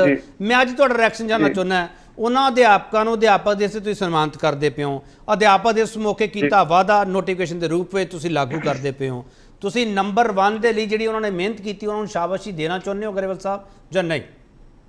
ਸਰ, ਮੈਂ ਦੇਖੋ, ਅਧਿਆਪਕਾਂ ਦਾ ਕੋਈ ਕਸੂਰ, ਅਧਿਆਪਕਾਂ ਦੀ ਕੋਈ ਗਲਤੀ ਨਹੀਂ, ਅਧਿਆਪਕਾਂ ਦੀ ਕੁਆਲਿਟੀ 'ਚ ਕੋਈ ਕਮੀ ਨਹੀਂ, ਗੱਲ ਹੁੰਦੀ ਹੈ ਮਾਹੌਲ ਦੀ। ਮਾਹੌਲ ਦੀ, ਕੀ ਸਾਡੀ ਐਜੂਕੇਸ਼ਨ ਇੰਪਲੋਇਮੈਂਟ ਵਰਦੀ ਹੈ, ਕੀ ਸਾਡਾ ਬੱਚਾ ਸਕੂਲ ਕਾਲਜ ਤੋਂ ਪੜ੍ਹ ਕੇ ਕੁਝ ਕਰ ਸਕਦਾ ਹੈ, ਕੀ ਪੰਜਾਬ ਦੇ ਸਕੂਲਾਂ 'ਚ, ਸਰਕਾਰੀ ਸਕੂਲਾਂ 'ਚ ਇਹੋ ਜਿਹੀ ਸਿੱਖਿਆ ਮਿਲਦੀ ਹੈ। 6ਵੀਂ ਤੱਕ ਦੇ ਬੱਚੇ ਇੰਗਲਿਸ਼ ਦਾ ਐਲਫਾਬੈਟ ਨਹੀਂ ਲਿਖ ਸਕਦੇ, 70% ਬੱਚੇ। ਚਲੋ ਮੈਂ ਸਵਾਲ ਸਿੱਧਾ ਗਰੇਵਾਲ ਸਾਹਿਬ, ਮੈਂ ਸਵਾਲ ਸਿੱਧਾ ਕਰ ਦੇਣਾ ਗਰੇਵਾਲ ਸਾਹਿਬ। ਗਰੇਵਾਲ ਸਾਹਿਬ, ਦਿੱਲੀ ਦੀ ਐਜੂਕੇਸ਼ਨ ਜ਼ਿਆਦਾ ਵਧੀਆ ਹੈ ਜਾਂ ਪੰਜਾਬ ਦੀ ਐਜੂਕੇਸ਼ਨ ਜ਼ਿਆਦਾ ਵਧੀਆ? ਸਰ, ਦਿੱਲੀ ਦੀ ਐਜੂਕੇਸ਼ਨ ਤੇ 8 ਸਾਲ ਦਾ ਕੰਮ ਹੋ ਰਿਹਾ ਹੈ, ਤੇ ਹੁਣ ਪੰਜਾਬ ਦੀ ਐਜੂਕੇਸ਼ਨ ਤੇ ਕੰਮ ਹੋਣਾ ਸ਼ੁਰੂ ਹੋਇਆ, ਰਿਜ਼ਲਟਸ ਆਉਣੇ ਸ਼ੁਰੂ ਹੋ ਜਾਣਗੇ। ਦਿੱਲੀ ਦੀ ਐਜੂਕੇਸ਼ਨ ਤੇ ਕੰਮ ਹੋਇਆ ਤਾਂ ਬਿਹਤਰ ਹੋਈ ਹੈ, ਪੰਜਾਬ ਦੀ ਐਜੂਕੇਸ਼ਨ ਤੇ ਕੰਮ ਹੋਊਗਾ ਉਹ ਬਿਹਤਰ ਹੋ ਜੂਗੀ। ਗੱਲ ਇਹ ਹੈ, ਤੁਸੀਂ ਮਤਲਬ ਕਿ ਮੈਂ ਮਾਫੀ ਚਾਹੂੰਗਾ, ਬਟ ਪ੍ਰੋਫੈਸਰ ਸਾਹਿਬ ਨਾ ਬਾਕੀ ਸਾਰਾ ਕੁਝ ਭੁੱਲ ਜਾਂਦੇ ਆ, ਇਹਨਾਂ ਨੂੰ ਆਪ ਤੇ ਫਲਾਣਾ ਹੋ ਜਾਂਦਾ ਆਪ ਤੇ ਇਦੋਂ ਪਹਿਲਾਂ ਕੌਣ ਸੀ ਪ੍ਰੋਫੈਸਰ ਸਾਹਿਬ? ਸਤਿਆਨਾਥ ਜੀ ਨੇ ਮਾਰਿਆ, ਉਧਰ ਵੀ ਮੜ ਜਾ ਟਾਰ ਚਲਾ ਦਿਆ ਕਰੋ। ਗਰੇਵਾਲ ਸਾਹਿਬ, ਪੰਜਾਬ ਨੰਬਰ 1 ਨਹੀਂ ਹੈਗਾ ਐਜੂਕੇਸ਼ਨ ਦੇ ਵਿੱਚ? ਕੇਪੀ ਜੀ, ਤੁਹਾਨੂੰ ਲੱਗਦਾ ਤੁਸੀਂ ਮੈਨੂੰ ਸਵਾਲ ਪੁੱਛ ਰਹੇ ਹੋ, ਤੁਸੀਂ ਕਹਿ ਸਕਦੇ ਹੋ ਪੰਜਾਬ ਕਮਾਲ ਐਜੂਕੇਸ਼ਨ ਕਰਦੇ ਨੰਬਰ ਗਰੇਵਾਲ ਸਾਹਿਬ, ਗਰੇਵਾਲ ਸਾਹਿਬ ਕਮਾਲ ਕਰਦੇ, ਜਵਾਬ ਨਹੀਂ ਦਿੱਤਾ, 3 ਵਾਰੀ ਮੈਂ ਪੁੱਛ ਲਿਆ। ਤੁਸੀਂ ਦੱਸੋ, ਤੁਸੀਂ ਦੱਸੋ। ਮੈਨੂੰ ਐ ਲੱਗਿਆ ਮੈਨੂੰ ਹਿਸਾਬ ਵਾਲੇ ਟੀਚਰ ਪੜ੍ਹਾ ਰਹੇ ਆ ਤੇ ਮੈਨੂੰ ਸਮਝ ਨਹੀਂ ਆ ਰਿਹਾ ਅਲਜਬਰਾ ਕੀ ਹੈ, ਟ੍ਰਿਗਨੋਮੈਟਰੀ ਕੀ ਹੈ, ਕਿੱਥੋਂ ਗਿਣਤੀ ਮਿਤੀ ਲਾਦੀ ਪਈ ਹੈ, ਮੈਨੂੰ ਖੁਦ ਨਹੀਂ ਸਮਝ ਆ ਰਿਹਾ ਗਰੇਵਾਲ ਸਾਹਿਬ। ਇਹ ਨੰਬਰ 1 ਦਾ ਕਿਵੇਂ ਕਰਨਗੇ ਜੇ ਪਹਿਲਾਂ ਹੀ ਨੰਬਰ 1 ਹੋਇਆ ਤੇ? ਚਲੋ ਨੰਬਰ 1 ਉਦੋਂ ਹੋਏਗਾ ਜਦੋਂ ਬੱਚਿਆਂ ਨੂੰ ਨੌਕਰੀਆਂ ਮਿਲਣਗੀਆਂ, ਜਦੋਂ ਬੱਚੇ ਸਕੂਲ ਜਾ ਕੇ ਕੰਮ ਲੱਗਣਗੇ, ਜਦੋਂ ਬੱਚੇ ਵਿਹਲੀਆਂ ਨਹੀਂ ਮਾਰਨਗੇ, ਉਹ ਨੰਬਰ 1 ਨਹੀਂ ਹੁੰਦਾ। ਚਲੋ ਮੈਂ ਇੱਕ ਛੋਟਾ ਬ੍ਰੇਕ ਲੈ ਰਿਹਾ, ਵਾਪਸ ਆ ਰਿਹਾ ਮਿਸਟਰ ਬੁੱਲਰ, ਟੈਂਕੀ ਤੋਂ ਲੈਣਗੇ ਅਧਿਆਪਕ, ਸਾਰੇ ਸਵਾਲ ਕਰੂੰਗਾ, ਵਾਪਸ ਆ ਰਿਹਾ।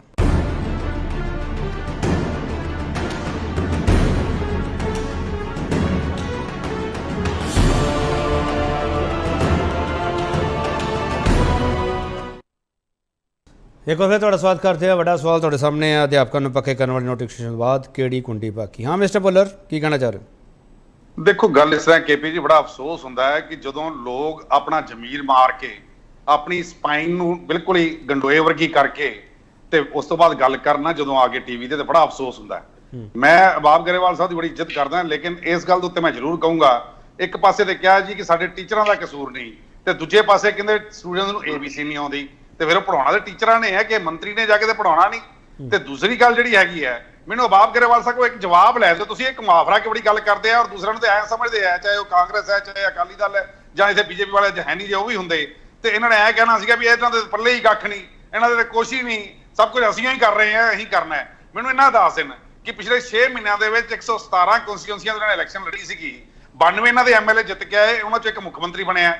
ਕੀ 117 ਕੌਂਸਟੀਟਿਊਂਸੀ ਦੇ ਵਿੱਚ ਕੋਈ ਇੱਕ ਸਕੂਲ, 117 ਸਕੂਲ ਬੰਦੇ ਨੇ, ਕੀ ਉਹਨਾਂ ਨੂੰ ਅਪਗ੍ਰੇਡ ਕੀਤਾ ਗਿਆ? ਕੀ ਉੱਥੋਂ ਦਾ ਕੋਈ ਸੁਧਾਰ ਕੀਤਾ ਗਿਆ? ਕੀ ਉੱਥੇ ਕੋਈ ਨਵੀਆਂ ਲੈਬੋਰਟਰੀ ਜਿਹੜੀਆਂ ਨੇ ਕੰਪਿਊਟਰਸ ਦੀਆਂ ਜਾਂ ਸਾਇੰਸ ਦੀਆਂ ਲੈਬੋਰਟਰੀਜ਼ ਬਣਾਈਆਂ ਗਈਆਂ? ਕੀ ਉੱਥੇ ਨਵੀਆਂ ਕੋਈ ਲਾਇਬ੍ਰੇਰੀਜ਼ ਬਣਾਈਆਂ ਗਈਆਂ? ਕੋਈ 117 ਮੈਂ ਕੌਂਸਟੀਟਿਊਂਸੀ ਕਹਿੰਦਾ, ਪਰ ਕੌਂਸਟੀਟਿਊਂਸੀ ਇੱਕ ਸਕੂਲ, ਕੋਈ 117 ਸਕੂਲ। ਔਰ ਮੈਂ ਇਹ ਕਹੂੰਗਾ ਕਿ ਕੀ ਭਗਵੰਤ ਮਾਨ ਦੀ ਆਪਣੀ ਕੌਂਸਟੀਟਿਊਂਸੀ 'ਚ ਕੋਈ ਇੱਕ ਸਕੂਲ, ਇਹ ਦੱਸ ਦੇਣ ਮੈਨੂੰ ਜਿਹੜਾ ਇਹਨਾਂ ਨੇ ਅਪਗ੍ਰੇਡ ਕੀਤਾ ਹੋਵੇ। ਠੀਕ ਹੈ। ਕੈਪਟਨ ਗੌਰਵ ਬਰਾੜ, ਜਿਹੜੀਆਂ ਚੀਜ਼ਾਂ ਅਬਾਬ ਗਰੇਵਾਲ ਹਰਾਂ ਨੇ ਕਹੀਆਂ ਕਿ ਇਸ ਤੋਂ ਪਹਿਲਾਂ ਉਸ ਪੱਧਰ ਦਾ ਕੰਮ ਨਹੀਂ ਹੋ ਰਿਹਾ ਸੀਗਾ ਜਿਹੜਾ ਇਹ ਕਰਨ ਦੀ ਕੋਸ਼ਿਸ਼ ਵਿੱਚ ਲੱਗੇ ਹੋਏ। ਕੈਪਟਨ ਗੌਰਵ ਬਰਾੜ, ਮੈਨੂੰ ਲੱਗਦਾ ਪੋਲੀਟੀਕਲ ਕਲਾਸ ਨੂੰ ਇਹਨਾਂ ਸਹਿਯੋਗ ਦੇਣਾ ਚਾਹੀਦਾ ਹੈ।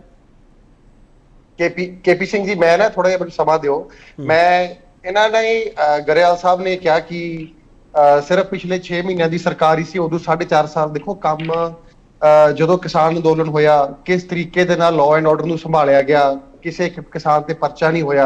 ਕਰੋਨਾ ਦਾ ਕਾਲ ਪਿਆ, ਪਿੱਛੋਂ 2 ਸਾਲ ਤੱਕ ਕਰੋਨਾ 'ਚ ਨਿਕਲ ਗਏ।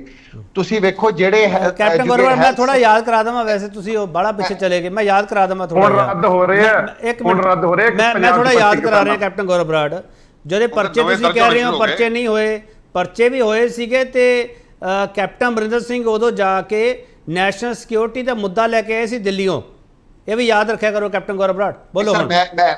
ਮੈਂ ਖੁਦ ਕਿਸਾਨ ਹੈ ਜੀ, ਮੈਂ ਖੁਦ ਅੰਦੋਲਨ 'ਚ ਨਾਲ ਸੀ ਤੇ 3 ਮਹੀਨੇ ਲਾ ਕੇ ਗਿਆ, ਉਹ ਕੋਈ ਰੁਕਾਵਟ ਨਹੀਂ ਆਈ। ਮੈਂ ਕਹਿ ਰਿਹਾ ਸਰ, ਨੈਸ਼ਨਲ ਸਿਕਿਉਰਿਟੀ ਦਾ ਇਸ਼ੂ ਲੈ ਕੇ ਆਏ ਸੀ ਕੈਪਟਨ ਸਾਹਿਬ, ਮੈਂ ਉੱਥੇ ਸੀ ਸਰ, ਮੈਂ ਉੱਥੇ ਸੀਗਾ ਜਦੋਂ ਕੇਂਦਰੀ ਗ੍ਰਹਿ ਮੰਤਰੀ ਨੂੰ ਮਿਲ ਕੇ ਬਾਹਰ ਆਏ ਸੀਗੇ ਕੈਪਟਨ ਗੌਰਵ ਬਰਾੜ, ਮੈਂ ਅੰਕੜੇ ਯਾਦ ਰੱਖਦਾ। ਬੋਲੋ ਪਲੀਜ਼।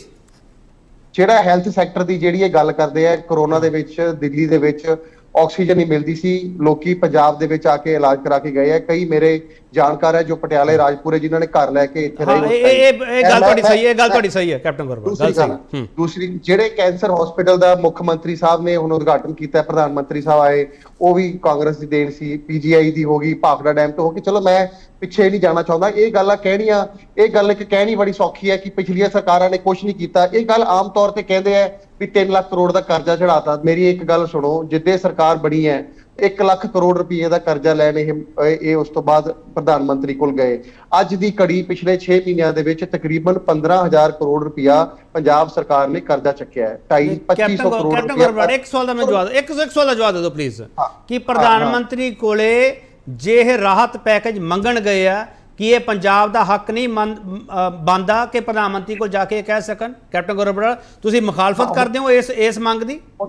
ਹੁਣ ਤੁਸੀਂ ਮੈਨੂੰ ਕੰਪਲੀਟ ਕਰਨ ਦਿਓ ਸਾਹਿਬ। ਦੇਖੋ, ਤੁਸੀਂ ਜਦੋਂ ਲੋਕਾਂ ਨਾਲ ਵਾਅਦੇ ਕਰਦੇ ਹੋ, ਤੁਸੀਂ ਇਹ ਕਿਹਾ ਸੀਗਾ ਵੀ ਅਸੀਂ 14,000 ਕਰੋੜ ਮਾਈਨਿੰਗ ਚੋਂ ਲੈਵਾਂਗੇ, 20,000 ਕਰੋੜ ਅਸੀਂ ਇਹਦੇ ਚੋਂ ਜਿਹੜੀ ਕਰਪਸ਼ਨ ਰੋਕ ਕੇ 34,000 ਕਰੋੜ ਤੱਕ ਕੇਜਰੀਵਾਲ ਸਾਹਿਬ ਐ ਗਣਾਉਂਦੇ ਸੀ ਵੀ 34,000 ਕਰੋੜ ਆਪਾਂ ਨਾ ਹੋਵੇ ਇਸ਼ੂ ਤੋਂ ਡੀਰੇਲ ਹੋ ਰਹੇ ਹਾਂ ਕੈਪਟਨ ਗੌਰਵ ਮਾਫ ਕਰ ਨਹੀਂ ਇਸ਼ੂ ਤੇ ਰਹੋ ਨਾ ਮੈਂ ਡੀਰੇਲ ਨਹੀਂ ਹੋਣ ਦਊਂਗਾ ਸਰ ਜੇ ਆਪਾਂ ਕਿਤਾਬ ਇੱਕ ਖੋਲੀਆਂ ਸਰ ਉਹਦਾ ਚੈਪਟਰ ਪੂਰਾ ਕਰੋ ਨਾ ਆਪਾਂ ਹਿਸਟਰੀ ਦੀ ਕਿਤਾਬ ਪੜ੍ਹਦੇ ਪਏ ਆ ਗੱਲ ਸਾਇੰਸ ਦੀ ਹੋ ਰਹੀ ਹੈ ਗੱਲ ਮੈਥ ਦੀ ਹੋ ਰਹੀ ਹੈ ਆਪਾਂ ਕੀ ਕਰ ਰਹੇ ਕੈਪਟਨ ਗੌਰਵ ਤੁਸੀਂ ਤਾਂ ਬੜੇ ਸਿਆਣੇ ਹੋ ਸਾਹਿਬ ਗੱਲ ਸਾਰੀ ਪੈਸੇ ਦੀ ਹੈ ਗੱਲ ਸਾਰੀ ਪੈਸੇ ਦੀ ਹੈ ਇਹਨਾਂ ਨੇ ਵਾਅਦੇ ਕੀਤੇ ਵੀ ਅਸੀਂ ਪੈਸਾ ਇਦਾਂ ਜਨਰੇਟ ਕਰਾਂਗੇ ਉਦੋਂ ਬਾਅਦ ਇਹ ਕਹਿੰਦੇ ਵੀ ਸਾਨੂੰ ਲੱਖ ਕਰੋੜ ਦੇ ਦਿਓ ਸਵਾਗਤ ਵਾਪਸ ਲੈਣਾ ਕੈਪਟਨ ਗੌਰਵ ਮੈਂ ਤੁਹਾਨੂੰ ਰਾਹ ਦੱਸਦਾ ਨਾ ਸਵਾਗਤ ਤੁਸੀਂ ਲਓ ਵਾਪਸ ਤੁਸੀਂ ਇਹ ਕਹੋ ਕਿ ਤਨਖਾਹਾਂ ਨਹੀਂ ਦੇ ਸਕਣਗੇ ਜਿਹੜੇ 9,000 ਪੱਕੇ ਕਰ ਰਹੇ ਆ ਗੱਲ ਖਤਮ ਹੋ ਗਈ ਕੈਪਟਨ ਗੌਰਵ ਬਰਾੜ ਨਹੀਂ ਮੈਂ ਚਾਹਣਾ ਵੀ ਤਨਖਾਹਾਂ ਦੇਣ ਪੱਕੇ ਕਰਨ ਤਨਖਾਹਾਂ ਦੇਣ ਪਰ ਜਿਹੜੀ ਜਦੋਂ ਤੁਸੀਂ ਲੱਖ ਕਰੋੜ ਰੁਪਇਆ ਮੰਗਣ ਜਾ ਰਹੇ ਹੋ ਰੋਜ਼ 2 ਕਰੋੜ ਰੁਪਏ ਦੇ ਇਸ਼ਤਿਹਾਰ ਲੱਗੇ ਹੋਏ ਆ ਮੇਰੀ ਗੱਲ ਸੁਣ ਲਓ ਸਾਡਾ ਕੰਮ ਬੋਲਦਾ ਇਹਨਾਂ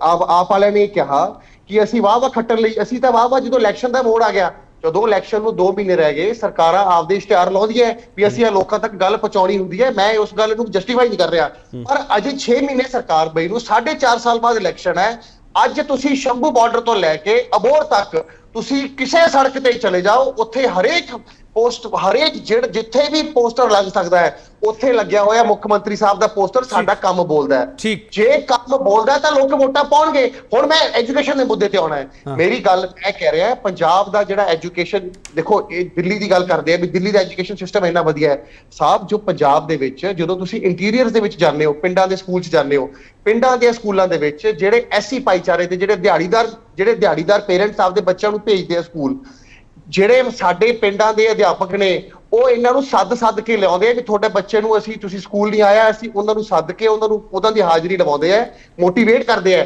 ਦਿੱਲੀ ਦੇ ਜਾਂ ਚੰਡੀਗੜ੍ਹ ਦੀ ਜੇ ਤੁਸੀਂ ਗੱਲ ਕਰੋ ਤਾਂ ਜਿਹੜੇ ਉੱਥੇ ਪੇਰੈਂਟਸ ਨੇ ਉਹ ਆਪ ਐਜੂਕੇਟਡ ਨੇ ਹੁਣ ਮੇਰੇ ਬੱਚੇ ਕਨਵੈਂਟ ਸਕੂਲ ਜਾਂਦੇ ਨੇ ਮੈਂ ਮੰਨਦਾ ਵੀ ਗਰੇਵਾਲ ਸਾਹਿਬ ਦੇ ਬੱਚੇ ਵੀ ਸਤਪਾਲ ਮਿੱਤਲ ਜਾਂ ਸੇਕਰਡ ਹਾਰਟ ਕਨਵੈਂਟ ਜਾਂਦੇ ਹੋਣਗੇ ਜਦੋਂ ਤੁਹਾਡੇ ਆਪਦੇ ਬੱਚੇ ਕੈਪਟਨ ਗੌਰਵ ਮੈਂ ਬਹੁਤ ਸਪਸ਼ਟ ਸ਼ਬਦਾਂ ਵਿੱਚ ਤੁਹਾਨੂੰ ਗੱਲ ਕਹਿਣਾ ਚਾਹੁੰਦਾ ਕੈਪਟਨ ਗੌਰਵ ਬਰਾੜ ਉਹ ਠੀਕ ਹੈ ਰੈਂਕਿੰਗ ਦੇ ਮੁੱਦੇ ਤੇ ਆਮ ਆਦਮੀ ਪਾਰਟੀ ਨਹੀਂ ਬੋਲ ਰਹੀ ਕੈਪਟਨ ਗੌਰਵ ਬਰਾੜ ਸੁਣ ਲਓ ਪਰ ਸਰ ਦਿੱਲੀ ਦੇ ਵਿੱਚ ਐਜੂਕੇਸ਼ਨ ਬਹੁਤ ਬਿਹਤਰ ਹੈ ਇਸ ਗੱਲ ਨੂੰ ਮੰਨਣ ਤੋਂ ਮੈਂ ਇਨਕਾਰੀ ਨਹੀਂ ਕੈਪਟਨ ਗੌਰਵ ਬਰਾੜ ਮੈਂ ਕਿਸੇ ਪਾਰਟੀ ਦੀ ਹਮਾਇਤ ਨਹੀਂ ਕਰਦਾ ਸਰ ਮੈਂ ਸਰ ਕਿਸੇ ਪਾਰਟੀ ਦੀ ਹਮਾਇਤ ਨਹੀਂ ਕਰਦਾ ਨਾ ਸਰ ਕੈਪਟਨ ਗੌਰਵ ਮੈਂ ਬਹੁਤ ਸਪਸ਼ਟ ਸ਼ਬਦਾਂ ਵਿੱਚ ਕਹਿ ਰਿਹਾ ਮੈਂ ਕਿਸੇ ਪਾਰਟੀ ਦੀ ਹਮਾਇਤ ਨਹੀਂ ਕਰਦਾਗਾ ਪਰ ਸਾਨੂੰ ਇਹ ਐਡਮਿਟ ਕਰਨਾ ਪਊ ਕੈਪਟਨ ਗੌਰਵ ਬਰਾੜ ਜਿੱਥੇ ਕਮੀਆਂ ਹੈਗੀਆਂ ਸਾਨੂੰ ਕਮੀਆਂ ਨੂੰ ਦੂਰ ਕਰਨਾ ਪਊਗਾ ਆਪ ਮੇਰੀ ਗੱਲ ਤਾਂ ਸੁਣੋ ਮੇਰਾ ਜਵਾਬ ਤਾਂ ਲੈ ਲਓ 2 ਮਿੰਟ ਬੋਲੋ ਮੈਂ ਤੁਹਾਨੂੰ ਇਹ ਕਹਿ ਰਿਹਾ ਜਦੋਂ ਜਿਹੜੇ ਦਿੱਲੀ ਦੇ ਵਿੱਚ ਨੈਸ਼ਨਲ ਕੈਪੀਟਲ ਹੋਣ ਕਰਕੇ ਉੱਥੇ ਜਿਹੜੇ ਨੌਕਰੀ ਪੇਸ਼ਾ ਲੋਕ ਜ਼ਿਆਦਾ ਰਹਿੰਦੇ ਨੇ ਉਹ ਬੱਚਿਆਂ ਨੂੰ ਆ ਕੇ ਆਪਣੇ ਪੜਾਉਣ ਦੇ ਉਹ ਸਮਰੱਥ ਨੇ ਸਾਡੇ ਜਿਹੜੇ ਪਿੰਡਾਂ ਦੇ ਵਿੱਚ ਜਿਹੜੇ ਐਸੀ ਭਾਈਚਾਰੇ ਦੇ ਜਿਹੜੇ ਜਾਂ ਹੋਰ ਗਰੀਬ ਤਬਕਾ ਜਿਹੜੇ ਆਪਦੇ ਬੱਚਿਆਂ ਨੂੰ ਨਹੀਂ ਪੜਾ ਸਕਦੇ ਉੱਥੇ ਲੈਵਲ ਦਾ ਫਰਕ ਅੱਜ ਤੋਂ ਨਹੀਂ ਹੈ ਪਹਿਲਾਂ ਤੋਂ ਮੈਂ ਤੁਹਾਡੀ ਗੱਲ ਮੰਨਦਾ ਕੈਪਟਨ ਗੌਰਵ ਠੀਕ ਕਹਿ ਰਹੇ ਹੋ ਮੈਂ ਠੀਕ ਕਹਿ ਰਹੇ ਹੋ ਸਰ ਮੈਂ ਇਸ ਗੱਲ ਤੋਂ ਡਿਨਾਈ ਨਹੀਂ ਕਰਦਾ ਸਰ ਜਿਹੜੀ ਗੱਲ ਸਹੀ ਹੈ ਮੈਂ ਸਹੀ ਕਹੂੰਗਾ ਸਰ ਜਿਹੜੀ ਗਲਤ ਹੈ ਮੈਂ ਗਲਤ ਕਹੂੰਗਾ ਚਾਹੇ ਜਿਹੜੀ ਮਰਜ਼ੀ ਪਾਰਟੀ ਬੈਠੀ ਹੋਵੇ ਸਰ ਮੈਨੂੰ ਕੋਈ ਫਰਕ ਨਹੀਂ ਪੈਂਦਾਗਾ ਪ੍ਰੋਫੈਸਰ ਮਨਜੀਤ ਸਿੰਘ ਇੱਕ ਮਿੰਟ ਸਰ ਕੈਪਟਨ ਗੌਰਵ ਰੁਕ ਜਾਓ ਸਰ ਹੁਣ ਤੁਸੀਂ ਭੁੱਲਰ ਸਾਹਿਬ ਦਾ ਟਾਈਮ ਵੀ ਲੈ ਲਿਆ ਗਰੇਵਾਲ ਸਾਹਿਬ ਦਾ ਟਾਈਮ ਲੈ ਲਿਆ ਪ੍ਰੋਫੈਸਰ ਮਨਜੀਤ ਸਿੰਘ ਸਾਨੂੰ ਇੱਕ ਗੱਲ ਤਾਂ ਐਡਮਿਟ ਕਰਨੀ ਪਊਗੀ ਨਾ ਮੈਂ ਆਮ ਆਦਮੀ ਪਾਰਟੀ ਦਾ ਸਪੋਰਟਰ ਨਹੀਂ ਹੈਗਾ ਸਰ ਪ੍ਰੋਫੈਸਰ ਮਨਜੀਤ ਸਿੰਘ ਪਰ ਐਜੂਕੇਸ਼ਨ ਦੇ ਵਿੱਚ ਦਿੱਲੀ ਦੇ ਵਿੱਚ ਬਿਹਤਰ ਕੰਮ ਹੋਇਆ ਅੱਗੇ ਨਾਲੋਂ ਪਰ ਜਿਹੜੀ ਗੱਲ ਕੈਪਟਨ ਗੌਰਵ ਬਰਾੜ ਨੇ ਕਹੀ ਹੈ ਮੈਂ ਉਸ ਗੱਲ ਨੂੰ ਵੀ ਪਾਸੇ ਨਹੀਂ ਕਰ ਰਿਹਾਗਾ ਜੋ ਸਾਡੇ ਇੰਟੀਰੀਅਰਸ ਇੱਥੇ ਹੈਗੇ ਜਿੰਨੀ ਮਿਹਨਤ ਇੱਥੇ ਕਰਨੀ ਪੈ ਰਹੀ ਹੈ ਉਨੀ ਦਿੱਲੀ ਵਿੱਚ ਨਹੀਂ ਕਰਨੀ ਪੈਂਦੀ ਪ੍ਰੋਫੈਸਰ ਮਨਜੀਤ ਸਿੰਘ ਦੇਖੋ ਇਹ ਹਮੇਸ਼ਾ ਕਲੇਮ ਕਰਦੇ ਰਹੇ ਆ ਕੇਪੀ ਸਿੰਘ ਆਮ ਆਦਮੀ ਪਾਰਟੀ ਕਿ ਅਸੀਂ ਸੱਤਾ ਪਰਿਵਰਤਨ ਨਹੀਂ ਵਿਵਸਥਾ ਪਰਿਵਰਤਨ ਕਰਨਾ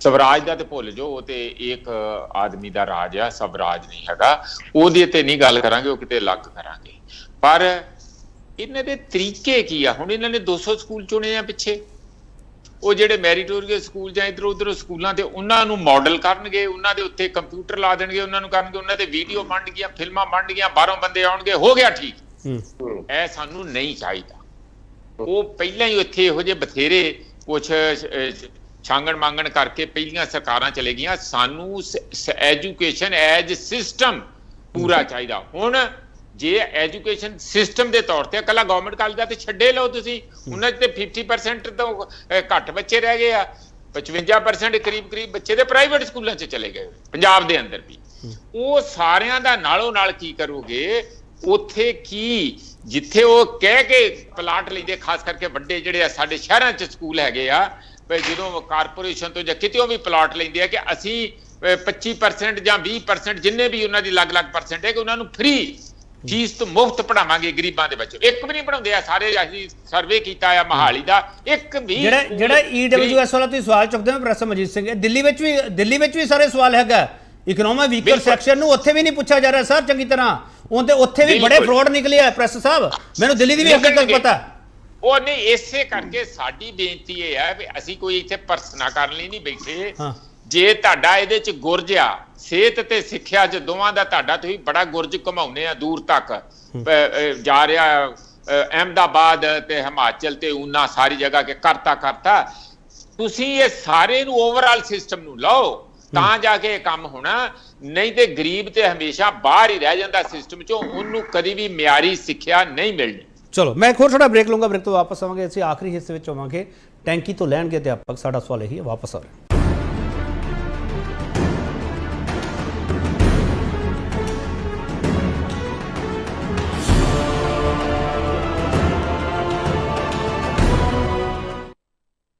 ਇੱਕ ਵਾਰ ਫਿਰ ਤੁਹਾਡਾ ਸਵਾਗਤ ਕਰਦੇ ਹਾਂ। ਵੱਡਾ ਸਵਾਲ ਤੁਹਾਡੇ ਸਾਹਮਣੇ, ਵੱਡਾ ਸਵਾਲ ਅਸੀਂ ਪੁੱਛਣਾ ਅਧਿਆਪਕਾਂ ਨੂੰ ਪੱਕੇ ਕਰਨ ਵਾਲੀ ਨੋਟੀਫਿਕੇਸ਼ਨ ਤੋਂ ਬਾਅਦ ਕਿਹੜੀ ਕੁੰਡੀ ਬਾਕੀ ਹੈ।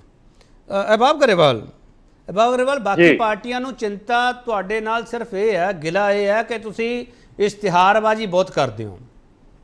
ਜਿਵੇਂ ਹੁਣ ਮੁੱਖ ਮੰਤਰੀ ਸਾਹਿਬ ਦੀ ਇੱਕ ਐਡ ਚੱਲਦੀ ਪਈ ਹੈ, ਉਹਦੇ ਵਿੱਚ ਉਹ ਦਿੱਲੀ ਦੇ ਸਕੂਲਾਂ ਦਾ ਪਹਿਲਾਂ ਜ਼ਿਕਰ ਕਰਦੇ ਪਏ ਆ, ਪੰਜਾਬ ਦੇ ਸਕੂਲਾਂ ਦਾ ਬਾਅਦ ਜ਼ਿਕਰ ਕਰਦੇ ਪਏ ਆ। ਅਹਿਬਾਬ ਗਰੇਵਾਲ, ਅਸੀਂ ਮੰਨਦੇ ਹਾਂ ਕਿ ਪੰਜਾਬ ਵਿੱਚ ਬਹੁਤ ਦਿੱਕਤਾਂ ਹੋ ਸਕਦੀਆਂ ਐਜੂਕੇਸ਼ਨ ਦੇ ਵਿੱਚ, ਪਰ ਦਿੱਲੀ ਵੀ ਪਰਫੈਕਟ ਨਹੀਂ ਹੋਇਆ ਗਰੇਵਾਲ ਸਾਹਿਬ, ਸਾਨੂੰ ਇਹ ਵੀ ਮੰਨਣਾ ਪਊਗਾ।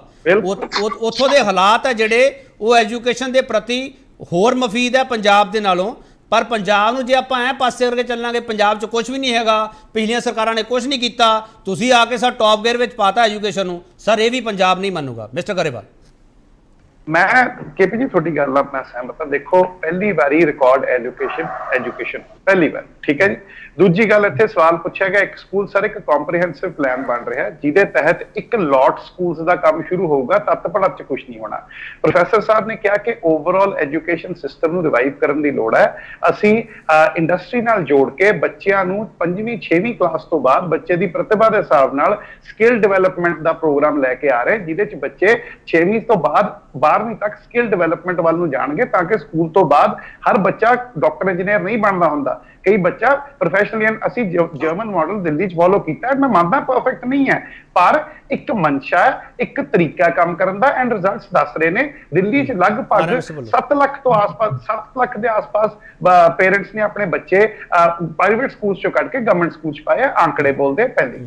ਦੂਜੀ ਗੱਲ, ਚਲੋ ਸ਼ੁਕਰ ਹੈ ਅੱਧਾ ਵਿਚਰਦਾ ਹੀ ਸਹੀ, ਪ੍ਰੋਫੈਸਰ ਸਾਹਿਬ ਮੰਨੇ ਕਿ ਕੁਛ ਤਾਂ ਸਹੀ ਕਰ ਰਹੇ ਆ, ਤੇ ਚਲੋ ਮਾੜਾ ਮੋਟਾ ਜਾਂਦੇ ਜ਼ਿਕਰ ਬਾਕੀ ਦੋ ਸਰਕਾਰਾਂ ਦਾ ਕਰਤਾ, ਇਹ ਮਾੜੀਆਂ ਸੀ ਚੰਗੀਆਂ ਸੀ, ਚਲੋ ਕੋਈ ਗੱਲ ਨਹੀਂ। ਜਦੋਂ ਸਾਡਾ ਫੀਅਰਸੈਸਟ ਕ੍ਰਿਟਿਕ ਵੀ ਇਹ ਕਹਿ ਰਿਹਾ ਹੋਵੇ, ਰਾਜਨੀਤੀ ਨੇ ਤਾਂ ਕਹਿਣਾ ਹੀ ਹੈ, ਤੇ ਕਹਿ ਰਿਹਾ ਹੋਵੇ ਕਿ ਸਿਸਟਮ 'ਚ ਉਹਦੀ ਲੋੜ ਹੈ, ਤੇ ਅਸੀਂ ਇਹ ਐਕਸੈਪਟ ਕਰਦੇ ਹਾਂ।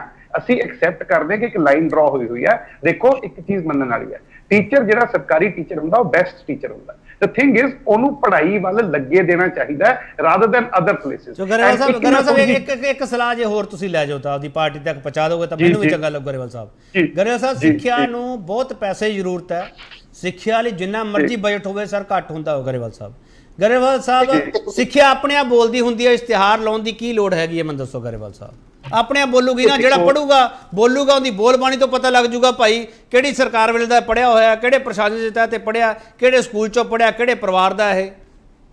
ਜੀ ਕੇਪੀ ਜੀ, ਦੇਖੋ, ਜਿਸ ਤਰ੍ਹਾਂ ਦੀ ਵਿਸ਼ਸ ਮਲਾਈਨਿੰਗ ਤੇ ਵਿਸ਼ਸ ਝੂਠ ਦੀ ਕੈਂਪੇਨ ਚਲਾਈ ਜਾ ਰਹੀ ਹੈ ਸਰਕਾਰ ਦੇ ਖਿਲਾਫ, ਸਰਕਾਰ ਦਾ ਆਪਣਾ ਪੱਖ ਰੱਖਣ ਦਾ ਹੱਕ ਬਣਦਾ। ਚਲੋ ਇੱਕ ਪੱਖ ਰੱਖ ਦੋ ਨਾ ਫਿਰ ਗਰੇਵਾਲ ਸਾਹਿਬ, ਪੱਖ ਰੱਖ ਦੋ। ਗਰੇਵਾਲ ਸਾਹਿਬ ਇੱਕ ਪੱਖ ਰੱਖੋ ਨਾ ਫਿਰ। ਪੰਜਾਬ ਰੈਂਕਿੰਗ 'ਚ ਨੰਬਰ 1 ਹੈ। ਅਸੀਂ ਅਧਿਆਪਕਾਂ ਦੀ ਭਰਤੀ ਕਰਕੇ ਸਕੂਲਾਂ ਨੂੰ ਹੋਰ ਬਿਹਤਰ ਬਣਾ ਕੇ ਪੰਜਾਬ ਨੂੰ ਹੋਰ ਅੱਗੇ ਲੈ ਕੇ ਜਾਵਾਂਗੇ। ਇਹ ਕਿਉਂ ਨਹੀਂ ਕੰਪੇਨ ਸ਼ੁਰੂ ਕਰਦੇ ਤੁਸੀਂ? ਯੈਸ, ਪੰਜਾਬ ਜਿਹੜੀ ਰੈਂਕਿੰਗ ਦਾ ਸਿਸਟਮ ਇਹਨਾਂ ਨੇ ਬਣਾਇਆ ਹੋਇਆ ਹੈ, ਮੋਦੀ ਗਵਰਨਮੈਂਟ ਦਾ ਜਿਹੜਾ ਰੈਂਕਿੰਗ ਦਾ ਸਿਸਟਮ ਹੈ, ਉਹਦੇ 'ਚ ਪੰਜਾਬ ਦਾ ਨੰਬਰ 1 ਰੈਂਕ ਆਇਆ, ਪਰ ਪੰਜਾਬ ਦੇ ਐਜੂਕੇਸ਼ਨ ਸਿਸਟਮ ਦਾ ਸਤਿਆਨਾਸ਼ ਹੈ, ਤੇ ਅਸੀਂ ਉਹਨੂੰ ਬਿਹਤਰ ਬਣਾ ਕੇ ਪ੍ਰੈਕਟੀਕਲੀ ਬੈਟਰ ਬਣਾਵਾਂਗੇ। ਹਾਂ mister Bullar, last comment mister Bullar please. ਮੈਂ ਤੁਹਾਨੂੰ ਪਹਿਲਾਂ ਹੀ ਕੇਪੀ ਜੀ ਕਿਹਾ, ਜਿਨ੍ਹਾਂ ਲੋਕਾਂ ਦੀ ਸਪਾਈਨ ਨਾ ਹੋਵੇ ਉਹ ਨਹੀਂ ਗੱਲ ਕਰ ਸਕਦੇ, ਉਹ ਨਹੀਂ ਇਸ ਚੀਜ਼ ਨੂੰ ਐਕਸੈਪਟ ਕਰ ਸਕਦੇ।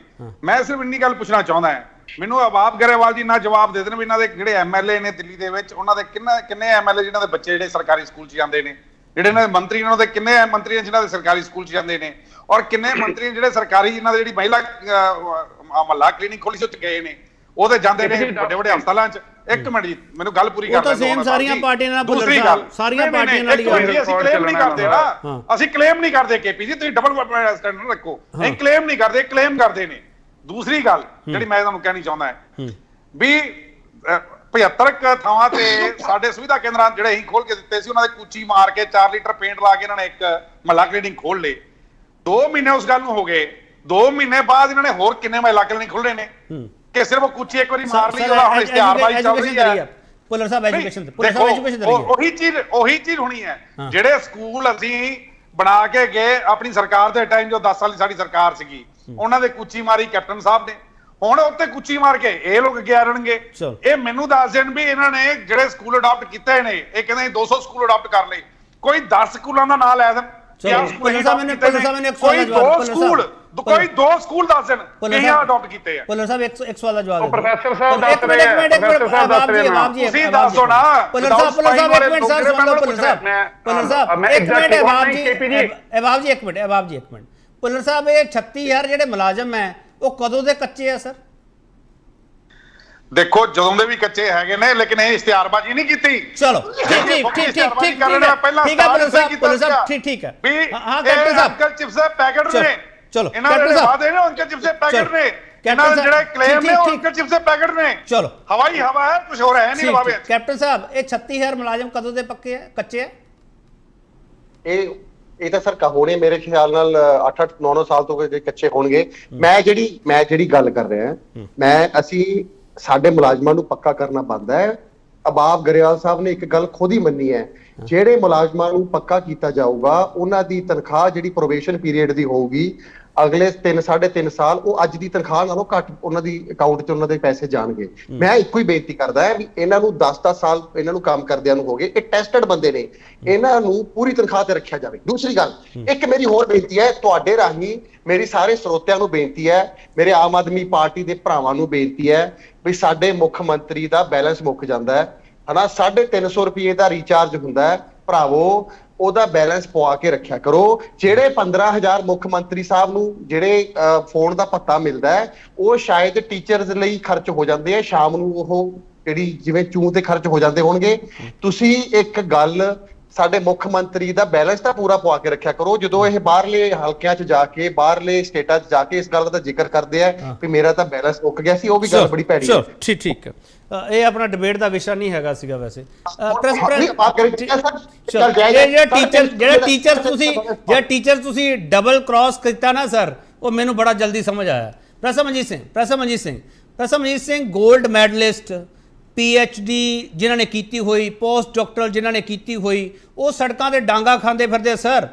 ਉਹਨਾਂ ਦੇ ਜ਼ਖਮ ਮੈਂ ਦਿਖਾ ਨਹੀਂ ਸਕਦਾ ਪ੍ਰਸਮਜੀਤ ਸਿੰਘ, ਜਿਹੜੇ ਉਹਨਾਂ ਦੇ ਹਾਲ ਹੈ, ਉਹਨਾਂ ਨੂੰ ਕੋਈ ਰਿਲੀਫ ਮਿਲੂਗੀ ਹੁਣ ਸਰ ਜਾਂ ਨਹੀਂ? ਪ੍ਰਸਮਜੀਤ ਸਿੰਘ ਮੇਰਾ ਸਿੱਧਾ ਸਵਾਲ ਹੈ ਸਰ।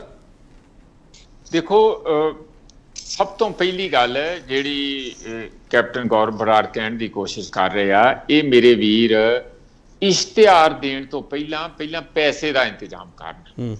ਤੇ ਇਸ਼ਤਿਹਾਰਾਂ ਤੇ ਖਰਚਣ ਦੀ ਜਗ੍ਹਾ ਜੇ ਇਹਨਾਂ ਦੀ ਬੁਗਨੀ 'ਚ ਪੈਸੇ ਹੈਗੇ ਆ ਤੇ ਫੇਰ ਹੀ ਭਰਤੀ, ਨਹੀਂ ਤੇ ਕੀ ਹੋਊਗਾ ਵੀ ਉਹੀ ਗੱਲ ਹੋਊਗੀ, ਜਿਹੜੇ 64000 ਤੇ ਟੀਚਰ ਪਹਿਲਾਂ ਹੀ ਕੰਮ ਕਰ ਰਹੇ ਆ ਉਹਨਾਂ ਨੂੰ ਕਹਿਣਗੇ ਕਿ 35 ਤੇ ਆ ਜਾਓ ਜੀ, ਬੇਸਿਕ ਤੇ ਆ ਜਾਓ, ਜਾਂ 30 ਤੇ ਆ ਜਾਓ ਜੀ, ਤੁਸੀਂ 3 ਸਾਲ 30 ਤੇ ਕੰਮ ਕਰੋਗੇ। ਬੰਦਾ ਪੁੱਛਣ ਵਾਲਾ ਹੋਵੇ ਵੀ ਇਹ ਤੇ ਦੁਨੀਆ ਦਾ ਕਿਤੇ ਕਾਨੂੰਨ ਨਹੀਂ ਕਿ ਕੰਮ ਉਹੀ ਕਰਨਾ। ਇਹ ਇੱਕ ਗਿਵ ਐਂਡ ਟੇਕ ਹੈ ਟੀਚਰਾਂ ਨਾਲ, ਮਜ਼ਾਕ ਆ ਕਿ ਜਿਹਨੇ ਹੁਣ ਆਪਣੇ ਖਰਚੇ 65000 ਤੱਕ ਦੇ ਵੱਧੇ ਹੋਏ ਆ, ਉਹਦੀਆਂ ਕਿਸ਼ਤਾਂ ਕੌਣ ਦਊ, ਉਹਦੇ ਘਰ ਦਾ ਕਿਰਾਇਆ ਕੌਣ ਦਊ, ਉਹਦੀ ਗੱਡੀ ਦਾ ਪੈਟਰੋਲ ਕੌਣ ਦਊਗਾ ਜੇ ਉਹਨੂੰ ਅੱਧ ਤੇ ਸੁੱਟ ਦੋਗੇ? ਉਹ ਮਜਬੂਰੀ 'ਚ ਕਹਿੰਦੇ ਆ ਕਿ ਸਾਨੂੰ ਯਾਰ ਕੁਛ ਤੇ ਦੇ ਦਿਓ, ਨਹੀਂ ਤੇ ਸਾਡਾ ਤੇ ਕਿਸੇ ਵੇਲੇ ਵੀ ਤੁਸੀਂ ਖਾਟ ਖੜੀ ਕਰ ਸਕਦੇ ਆ। ਇਹ ਹਾਲਤ ਹੈ ਸਾਡੀ ਟੀਚਰਾਂ ਦੀ। ਫਿਰ ਅਸੀਂ ਉਮੀਦ ਕਰਦੇ ਆ ਕਿ ਸਾਡਾ ਇੱਥੋਂ ਐਜੂਕੇਸ਼ਨ ਸਿਸਟਮ ਬਹੁਤ ਵਧੀਆ ਹੋਊ। ਮੇਰੇ ਤੇ ਘਰ ਆ ਕੇ ਗਏ ਆ ਜਿਹੜੇ ਗਵਰਨਮੈਂਟ ਕਾਲਜ ਟੀਚਰ ਆ, ਮੈਂ ਉਹਨਾਂ ਨੂੰ ਨਿੱਜੀ ਤੌਰ ਤੇ ਕਈਆਂ ਨੂੰ ਜਾਣਦਾ ਆ ਕਿ ਪੜ੍ਹਾ ਰਹੇ ਆ ਪਿਛਲੇ ਇੰਨੇ ਸਮਿਆਂ ਤੋਂ, ਤੇ ਹੁਣ ਉਹਨਾਂ ਨੂੰ ਚੱਕ ਕੇ ਬਾਹਰ ਸੁੱਟਦਾ, ਤਨਖਾਹਾਂ ਮਿਲਦੀਆਂ, ਜੁਆਇਨ ਕਰ ਗਏ। ਚਲ ਬਹੁਤ ਧੰਨਵਾਦ ਰਸਮਜੀਤ ਸਿੰਘ ਤੁਹਾਡਾ। ਠੀਕ ਹੈ, ਬਹੁਤ ਬਹੁਤ ਧੰਨਵਾਦ ਰਸਮਜੀਤ ਸਿੰਘ ਬਾਬ ਗਰੇਵਾਲ, ਤੁਹਾਡਾ ਬਹੁਤ ਧੰਨਵਾਦ। ਕੈਪਟਨ ਗੌਰਵ ਬਰਾੜ, ਤੁਹਾਡਾ ਬਹੁਤ ਧੰਨਵਾਦ। ਹਰਜੀਤ ਸਿੰਘ ਭੁੱਲਰ, ਤੁਹਾਡਾ ਬਹੁਤ ਧੰਨਵਾਦ। ਕੁੱਲ ਮਿਲਾ ਕੇ ਕੁੰਡੀ ਇਹ ਬਾਕੀ ਹੈਗੀ ਹੈ, ਪ੍ਰੋਬੇਸ਼ਨ ਪੀਰੀਅਡ ਕਿੰਨਾ ਹੋਊਗਾ, ਕਿੰਨੀ ਉਹਨਾਂ ਦੀ ਤਨਖਾਹ ਹੋਊਗੀ, ਭੱਤੇ ਕਿਵੇਂ ਮਿਲਣਗੇ, ਬਾਕੀ ਟੀਚਰਸ ਆ ਜਿਹੜੇ ਉਹਨਾਂ ਨੂੰ ਪੱਕਾ ਕਦੋਂ ਕੀਤਾ ਜਾਊਗਾ, ਜਿਹੜੇ ਟੈਂਕੀਆਂ ਚੜ੍ਹਦੇ ਉਹ ਟੈਂਕੀਆਂ ਤੋਂ ਥੱਲੇ ਉਤਰ ਆਉਣਗੇ, ਕੋਈ ਕਾਨੂੰਨੀ ਕੁੰਡੀ ਤਾਂ ਨਹੀਂ ਹੈਗੀ। ਅਖੀਰ ਵਿੱਚ ਇਸੇ ਤੇ ਹੀ ਸਮਾਪਤ ਕਰ ਰਿਹਾ। ਕੁੰਡੀਆਂ ਬਹੁਤ ਬਾਕੀ ਹੈਗੀਆਂ, ਜਦੋਂ ਕੁੰਡੀਆਂ ਸਾਹਮਣੇ ਆ ਜਾਣਗੀਆਂ ਉਹ ਵੀ ਸਾਹਮਣੇ ਲੈ ਕੇ ਆ ਜਾਵਾਂਗੇ। ਹਜੇ ਇਹ ਨਹੀਂ ਪਤਾ ਪ੍ਰੋਬੇਸ਼ਨ ਪੀਰੀਅਡ ਕਿੰਨਾ ਹੋਊਗਾ, ਤਨਖਾਹ ਕਿੰਨੀ ਹੋਊਗੀ, ਇਹ 9000 ਟੀਚਰ ਹੈ ਜਿਹੜੇ ਉਹਨਾਂ ਨਾਲ ਵਾਅਦੇ ਕੀਤੇ ਸੀ, ਉਹਦੀ ਗਰੰਟੀ ਕਿੰਨੀ ਪੂਰੀ ਹੋਈ ਹੈ, ਇਹ 36000 ਵਾਲੀ ਗਰੰਟੀ ਹੈ ਕੀ ਹੈ, ਉਹ ਵਫਾ ਕਦੋਂ ਹੋਊਗੀ। ਬਹੁਤ ਧੰਨਵਾਦ।